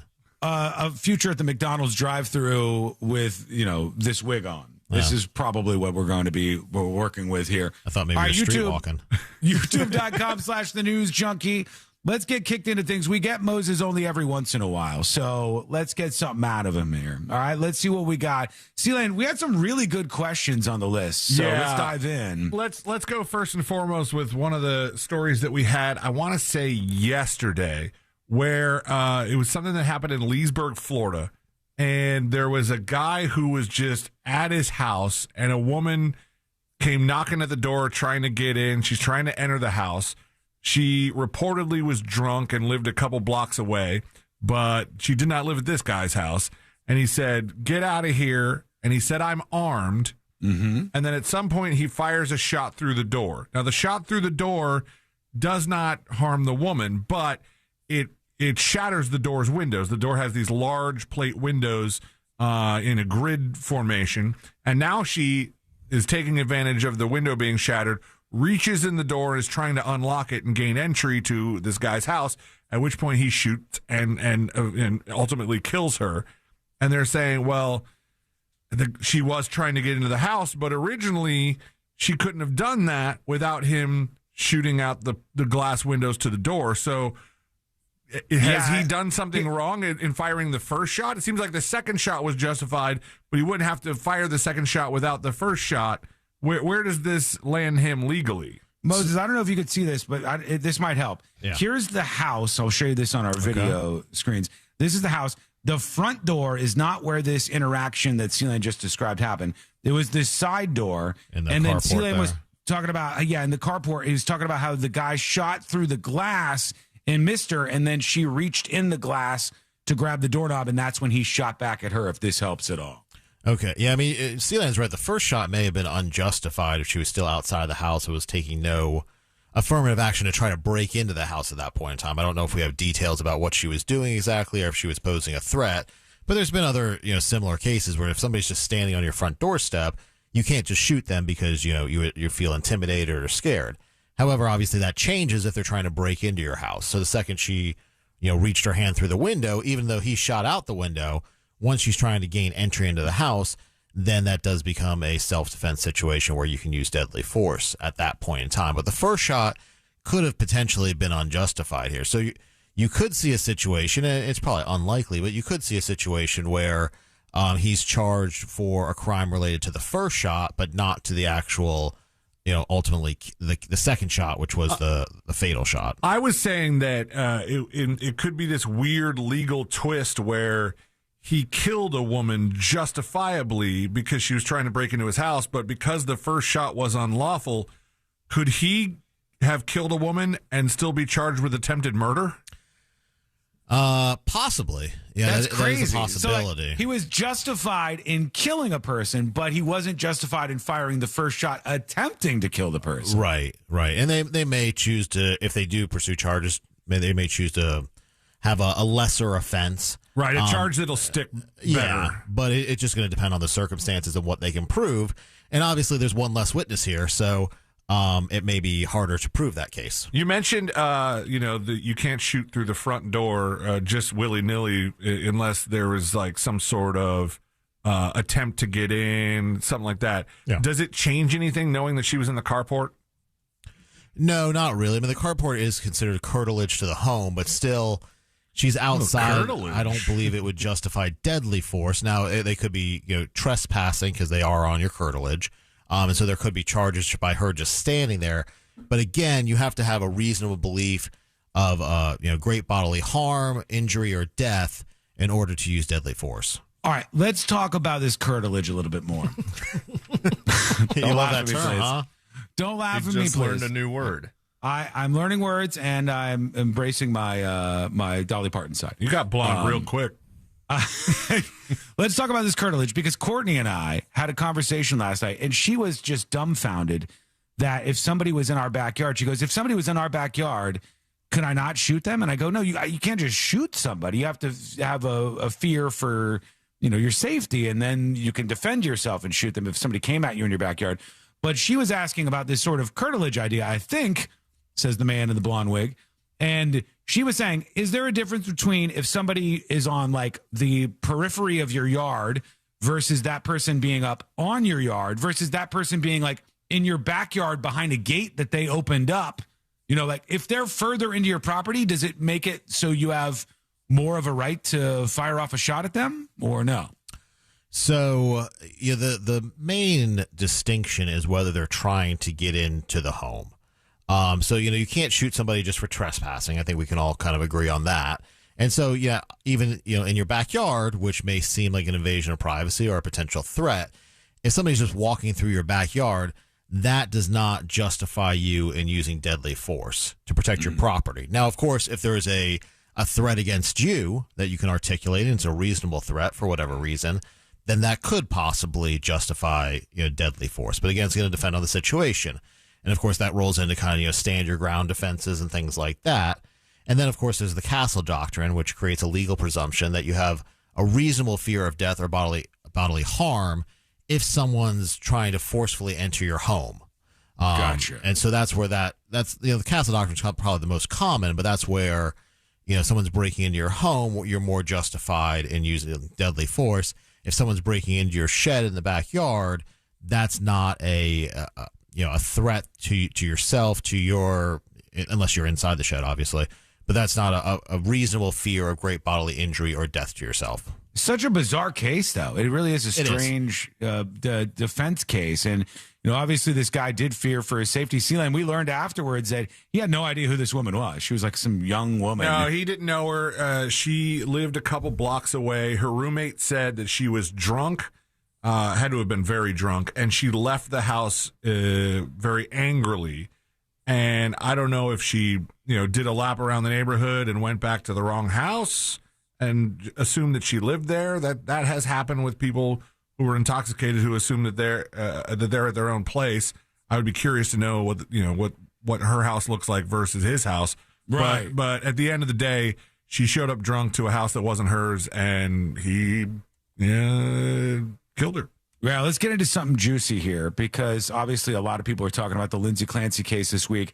And Mo, I want to talk about this in a particular way. Here's a tweet that went mega viral this week, over 1 million views. This person says, if you dumped your girlfriend or fiance, or you're divorcing your wife because she supports Lindsay Clancy, then be sure of one thing. You are the fool. Letting outside views and opinions dictate to you how to view your partner is the peak of weak, my friend. If you do not have a conversation with her first to understand what exactly she supports and relates to, then congratulations, you got duped and played. Men need to know how to communicate and understand their partners, et cetera, et cetera.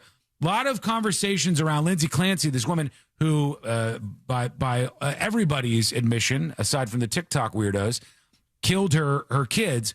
We were talking about people potentially losing custody over statements about support like this. If you said something about this woman killing her kids, and you were talking online on TikToks about like, oh, I have these feelings sometimes too. I too feel I could have been Lindsay Clancy. If there's a father who's in a custody battle with a woman who's posting like that, could they risk losing custody over a post like that? Well, it could be utilized to show that they're not mentally stable, and they could request a mental health evaluation. And then that could, obviously, depending what the mental health evaluation shows, could lead to potential custody issues there. But certainly, if you're talking about harm to yourself or harm to others, it's going to greatly depend on what is said in that video. I should clarify, just having an opinion on the case versus, sort of saying things that may insinuate that you could see yourself harming others are two very different things. But anytime if there's harm to yourself or harm to others, that could lead to a mental health evaluation, which could ultimately lead to the person losing custody. Yeah, I mean, it would make sense in this case. All right, let us know what you think. Send us a dispatch. Record your message, a dispatch over at thenewsjunkie.com, or email the show, tips@thenewsjunkie.com.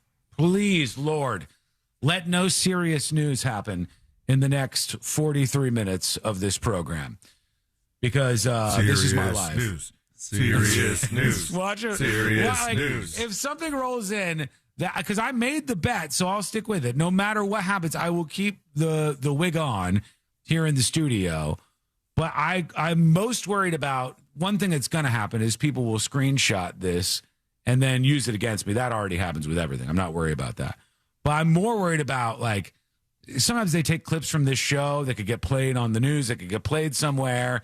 And if there's a clip of me like this, oh my God, that I'll never get away from it. But it's sort of the reality of the moment. I'm risking it a little bit. We'll see if anything like that happens. And I'll continue the conversation. It's too much sexy, says Tanya. Take it all in, baby. Take it all in right now. We'll keep the conversation going over youtube.com/thenewsjunkie. Quick break. Back with more as the Power Hour continues. That's coming up next on the News Junkie. Real Radio is on Instagram at Real Radio 1041. Sponsored by the law offices of Anajar and Levine Accident Attorneys. Call the law offices of Anajar and Levine at 1-800-747-FREE. Stand by, folks. We'll sort this out in a moment, okay? And I'm going to fix my hair a little bit with your help in a moment. But unfortunately, I have to do a Mills Air live read. I didn't expect to have to do a live read. Should have done that before this point.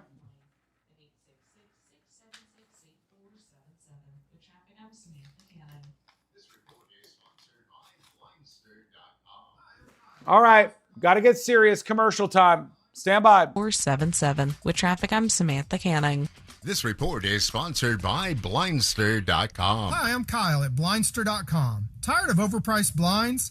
Blindster makes custom blinds simple and affordable. You measure at home, install yourself, and save big. No retail store markups, just custom blinds guaranteed to fit. Blindster.com. Folks, it is hot out there. And if your air conditioning is not working, you know, your long hair is making it unbearable to deal with the summer heat, you need to be able to be nice and comfortable and cool inside your house. There's only one real way to do that, and that's with the folks at Mills Air making sure your air conditioner is working the way it should. So don't freak out. Call the experts at Mills Air. They're a Carrier factory authorized dealer, and they can help you out, and they can get you in real good shape for the rest of the summer. So reach out to Mills Air and call them at 407-277-1159. That's 407-277-1159. Or find them online at Mills Air. Okay.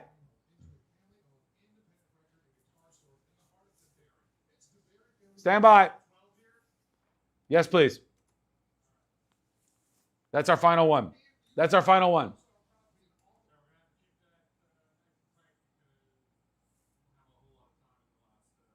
All right, I'll keep it tight. Okay, everybody. Give me a moment. Ask Courtney for some bobby pins? For what? Do you think I could possibly look better than this? Get a look at the back.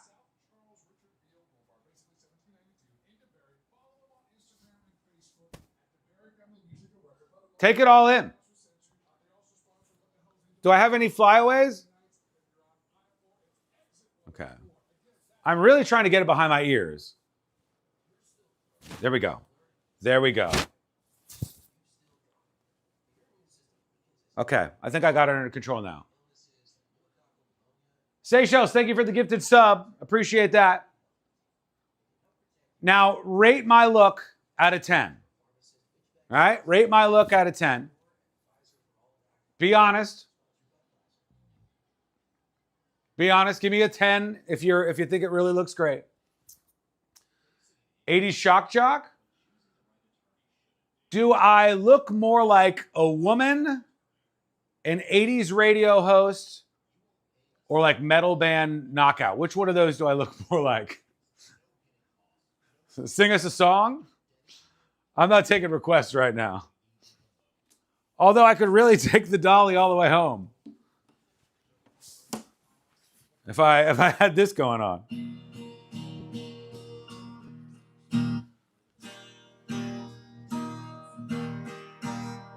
I don't know any Dolly Parton songs, unfortunately. And 9 to 5, gonna work a 9 to 5. Pork Cobain. Hey, that's a little mean.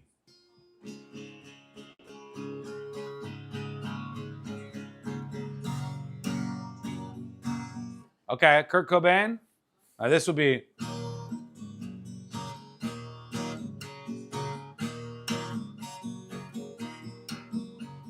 Or.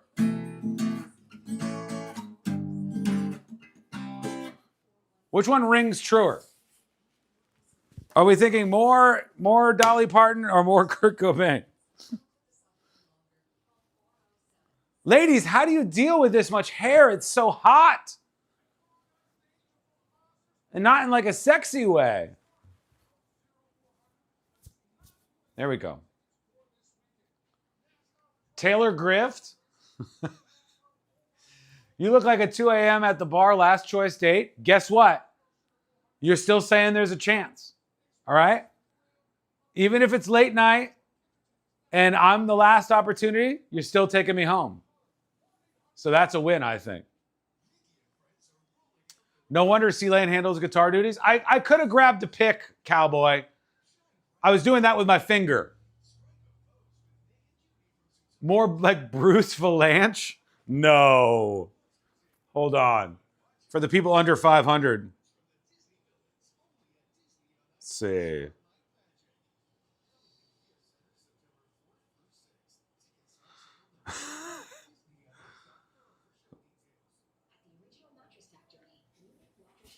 Is this a match?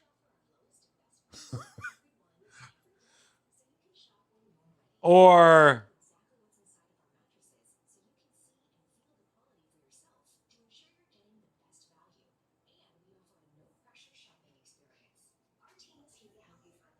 dead on. Like you probably can't even tell the difference between the two of us. It's amazing.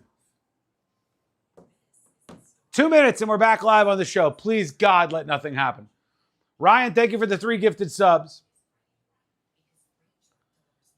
You look like Totally Kyle on the Amanda Show segment. Oh my God, there's so much hair.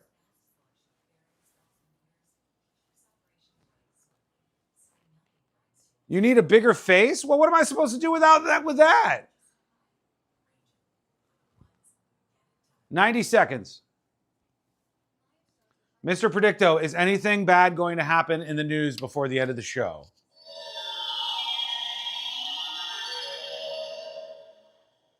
The signs say no. Good. Thank God. Please let Predicto be right about this. All right, where are we going here?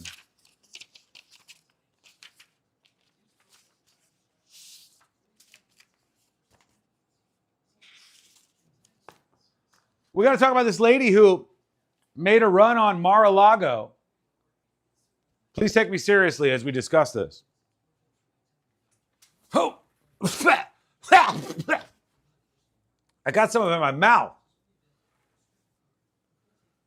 Put a bag on that face and it's bangable? What the heck? That's so unbelievable and hurtful. I'm out of here. Restricted program. Before taking, tell your doctor about all your medical conditions and current or planned pregnancy, as Camzyos may harm your unborn baby.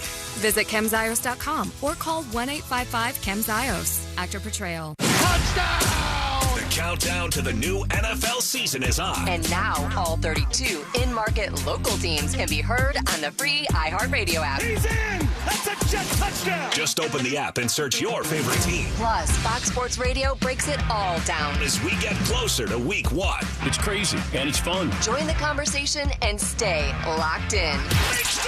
Live, local games with you all season long. Download the iHeartRadio app. Search NFL and press play. What's your case worth? Injury.com by Morgan & Morgan. Today is Mo Better with Josh Fowler, courtesy of Just Call Mo, Orlando's injury attorneys.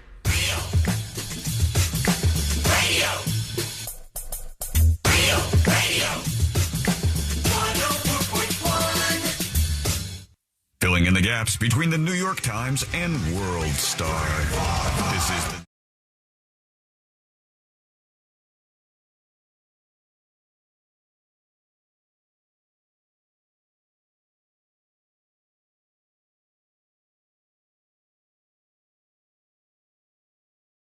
Hanging out with us here. The weekend is on, and there's a lot to get to. We'll see what's happening in your world over at thenewsjunkie.com. You can send us your dispatches. I got Harley here over the wig is now behind my ears. Hang on. I need to adjust. Yeah, brush that hair back, pretty girl. Okay, there we go. Now I can hear myself, for God's sake. Okay, hang on. All right. Moses DeWitt of the DeWitt Law Firm is with us. He's here. Proud to be here, it seems. I would hope so. I have a story about something that happened at Mar-a-Lago I want to talk about real quick. I can barely see anything. There we go. Don't call me Goldie Yawn. That is rude, all right?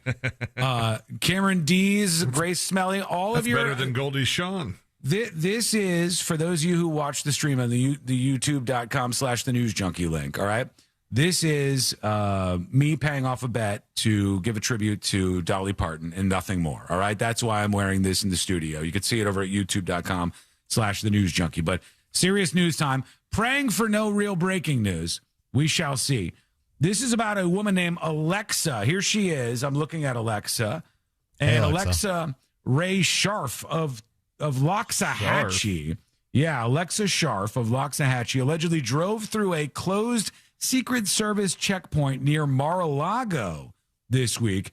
She drove toward officers and hauled ass in a wild pursuit down South Ocean Boulevard in Palm Beach. So this woman was arrested later that night, charged with 2 counts of aggravated assault with a vehicle, felony fleeing and resisting an officer without violence. She drove her gray Hyundai SUV into a closed checkpoint of Mar-a-Lago. And then I believe she tried to get out with her pit bull, which is like a weird ass turn of events here. But investigators said nobody was authorized to enter at the time. She parked beside vehicle screening tents at Mar-a-Lago. And when a Secret Service agent approached her and said, "Who are you?" she said, "I'm here for the car wash."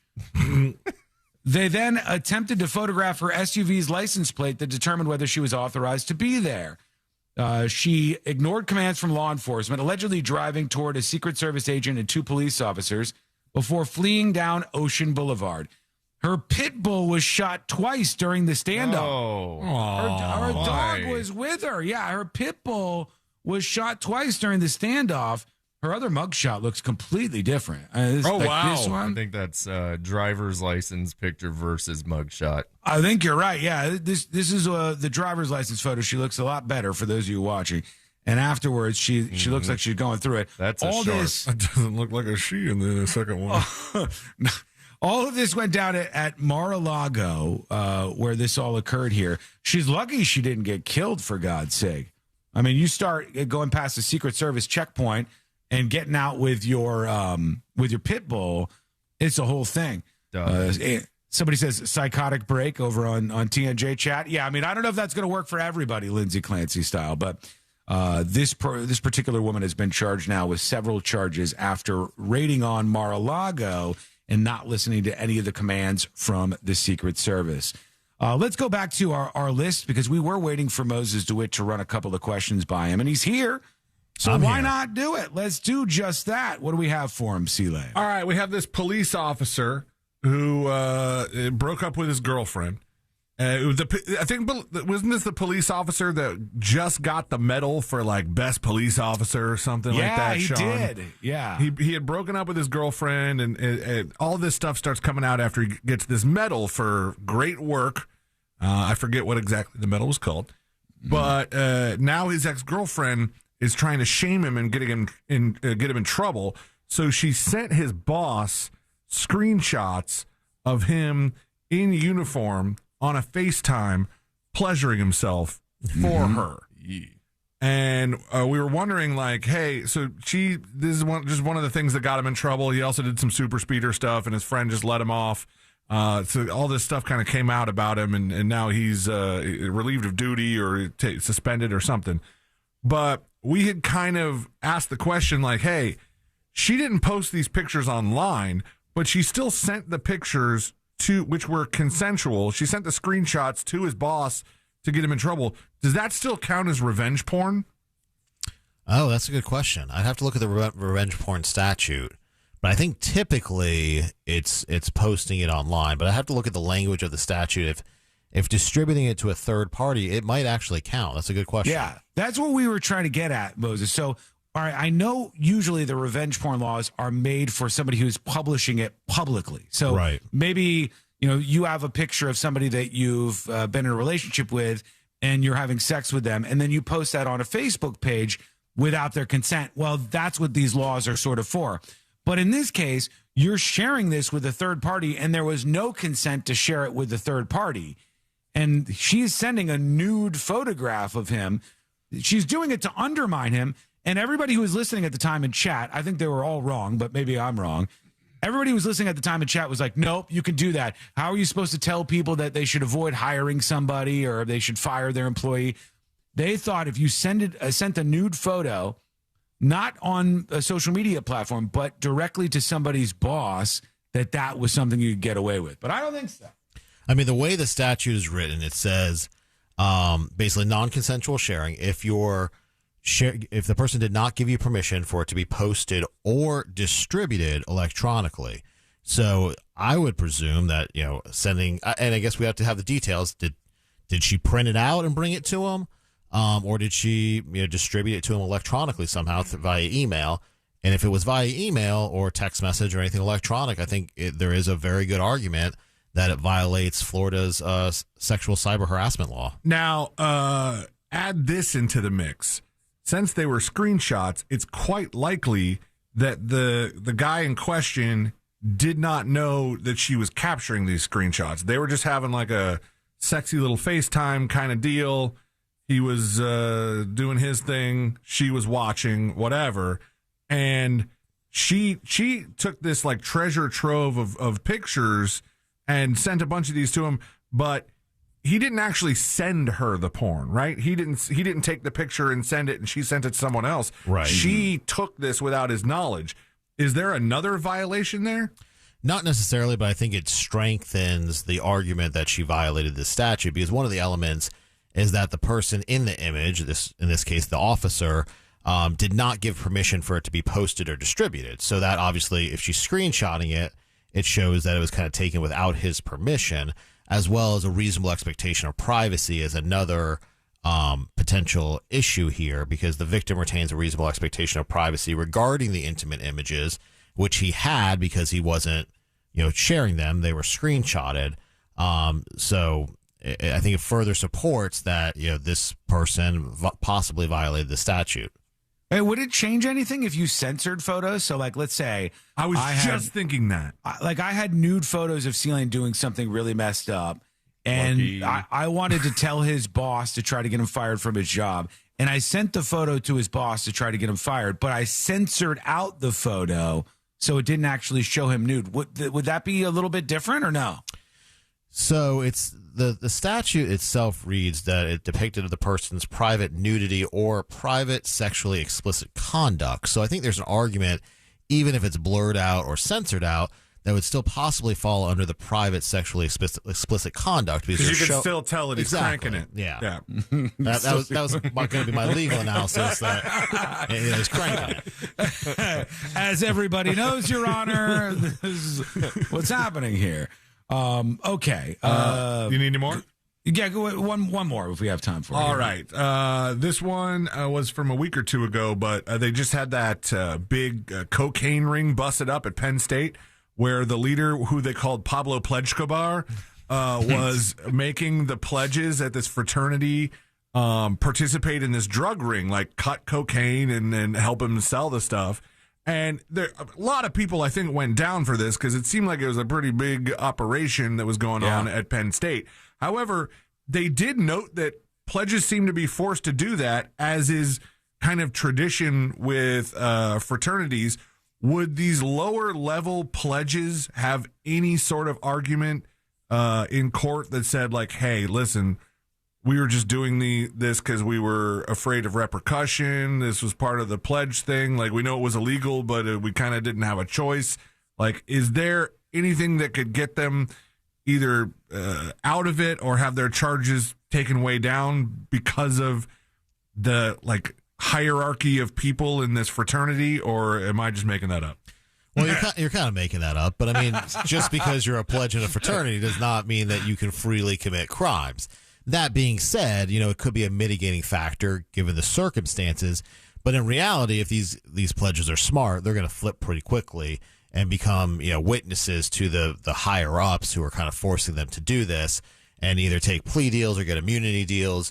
And so ultimately, we'll probably see that the people sort of at the top of this scheme face much harsher penalties than these pledges do.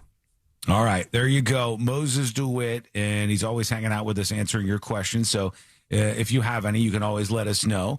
But you could join us with the dispatch. It's not too late to get on the show. That's right. You could be on this show. All you have to do is go over to the website or utilize the apps to send in dispatches. Unfortunately, we allow people to send in photo dispatches too, so I'm getting some of those of me with my Dolly Parton tribute. And paid off. They've made me a lot more attractive, I would say, in some of these photo dispatches. But you can send photo, audio, video of your comments into the show as you please over there on thenewsjunkie.com. People are really trying to get into Moses' new word that he introduced us to. I don't know if they're saying it right. Let's see. Well, learned a new word today. Curtilage. Curtilage. Curtilage. Curtilage. Are we saying that right still? Yeah. Curtilage. Curtilage, which is the interior space on your property when somebody walks onto your property? The exterior. So curtilage is basically a legal term for kind of the land of the outbuildings immediately surrounding a house. So it'd be like, a shed, a carport, a front porch, a back porch, things like that. Okay, well, look at that. We're learning things here on the show, folks, as we always are. Word of the day. So hit us up, tips @thenewsjunkie.com. All right, quick break. We're back to wrap everything up. We got to do the final dispatches, stories that didn't make the cut. I pray that no crazy breaking news happens. Please. We won't have time for it. All right, we'll be back. That's coming up next on the News Junkie. What's going on, guys? This is Angel from the Monsters. Want to give you guys a heads up. We're getting preempted because of football tonight. So, Saturday night, we're going to be live, 9 p.m. to midnight. Special What the Hell's Angel listening to this Saturday night from 9 p.m. to midnight. You don't want to miss it. All right, everybody. Thank you so much for hanging out.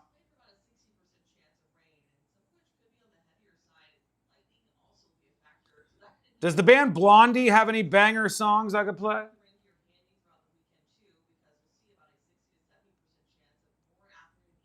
Hang on, I'm finishing Today I Learned. So far behind.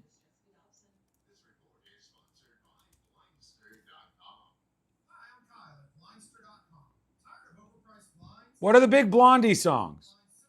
One Way or Another.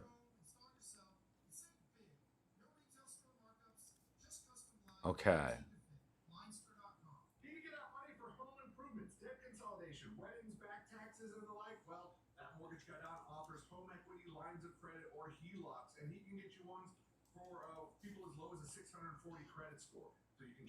Super low 2, 3, 4% rate intact on your mortgage. Find out how at thatmortgageguy.com.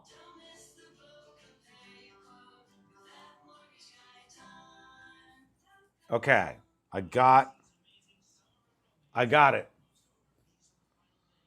Rate the show, folks. Rate the show. I'll be over there with you in a second. Rate the show. 10 out of 10 is a real winner. It goes into the Hall of Fame. Ain't nothing better.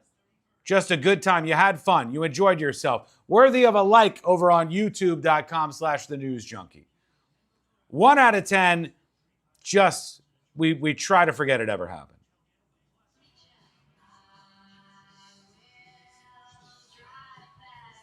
Okay.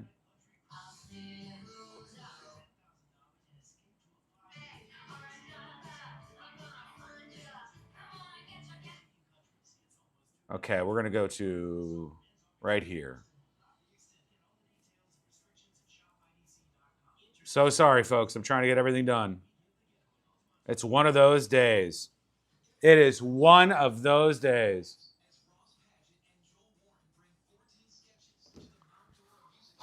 Okay.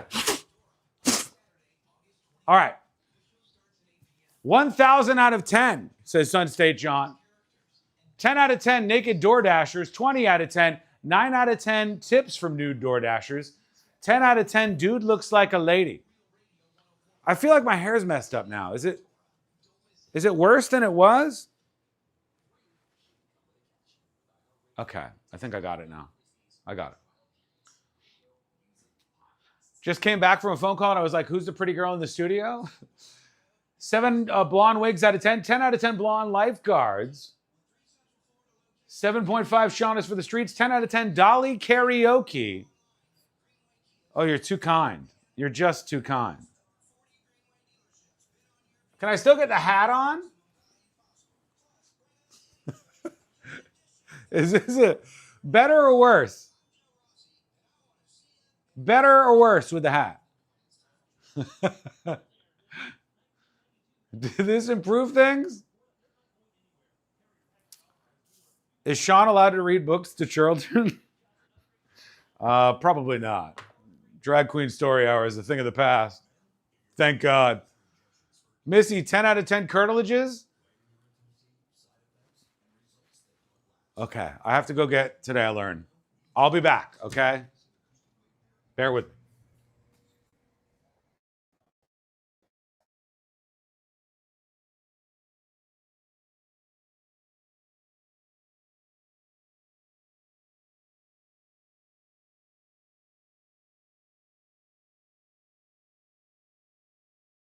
Well, here's another wig. Can you put a wig on top of a wig?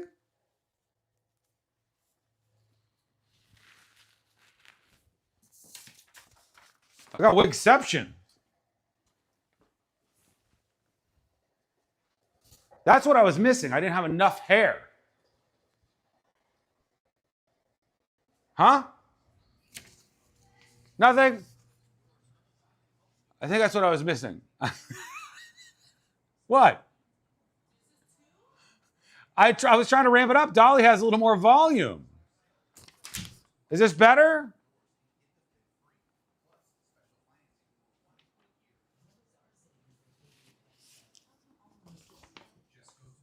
Okay, folks.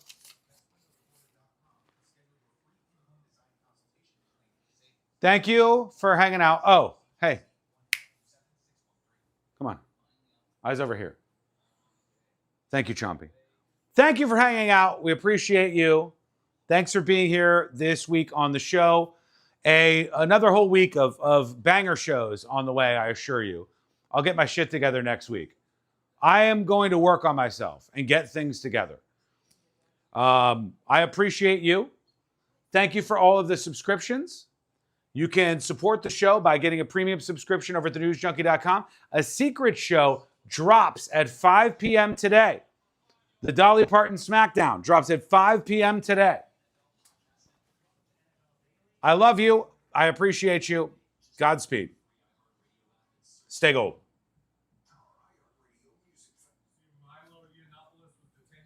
I did. That's funny.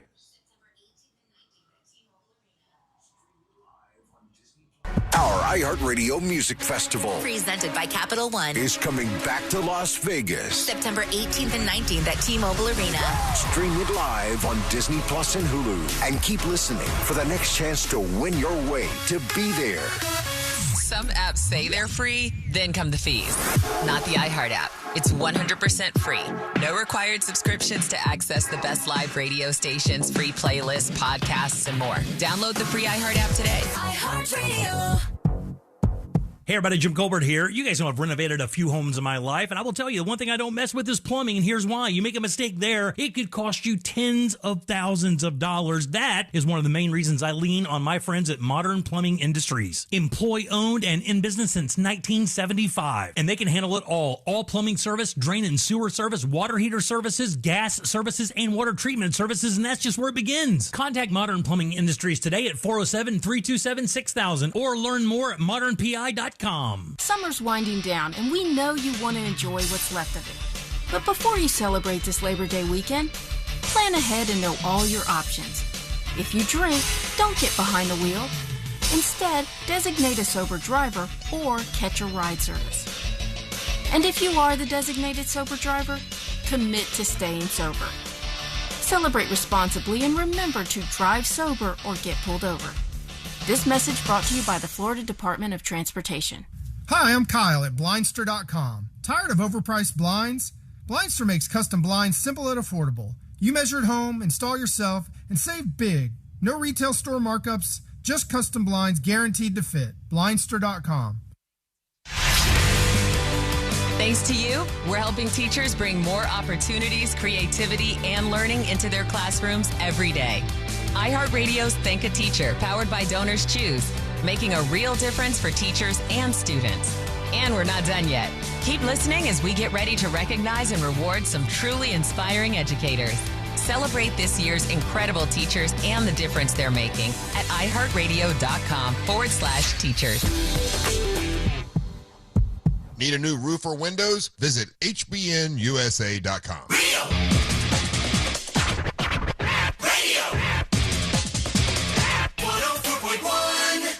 Occupying the space between high society and prison tattoos. This is the News Junk.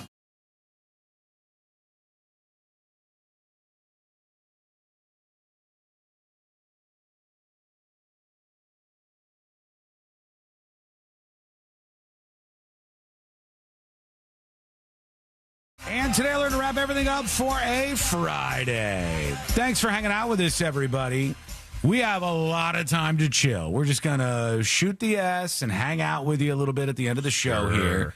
Big thanks to Moses DeWitt of the DeWitt Law Firm. We love you. We appreciate you. Thank you, sweetie. There he is. Don't be sexist to me just because I'm wearing a Dolly Parton wig, okay? It's not allowed. He was being sexist. You'd be prettier if you smiled more. True. Okay. Big thanks to Ryan for the 3 gifted subs. The hair keeps going in my mouth. Those noises make you prettier. Seychelles with the 5 gifted subs. Obi-Wan Cannoli with 8 gifted subs. Sunday John with 12 gifted subs. And Angie G with 5 gifted subscriptions. Thank you so much for all the support. Keeps going in my mouth. And I also want to say great job, Josh. Okay. Thank you. Sealan, you good job too, buddy. All right. Wow, thanks. That's wow. I said good job. That means like you did a great job on the show today. People love you. You're fantastic. You're the best. Now it's time to get the hell out of here. What say you? Let's do Today I Learned. The following information may make you feel smarter, but will not actually increase your IQ. So don't get cocky. Now it's time for what we call Today I Learned. You wouldn't understand. It's a girl thing. All right. Today I Learned for a Friday, August 28th, 2026. I'm just a couple of shots away from the WNBA here. Let's see. Today I learned in Oklahoma. Oh, I already did that one. The Apollo affair was where the U.S. lost 200-plus pounds of highly enriched weapons-grade uranium in 1965 because of a mistake over at the White House. And finally, today I learned this band right here. Blondie. That's right. Indeed. The first song with a rap in it to ever make the music charts was a song by, you guessed it, Blondie, American rock band formed in New York City in 1974 by Miss Debbie Harry. And they made their way into music history from there. Thank you so much for hanging out with us. We do appreciate it. We're back on Monday, same time, same place. Missed any of the show? Get the podcast over at thenewsjunkie.com. We'll see you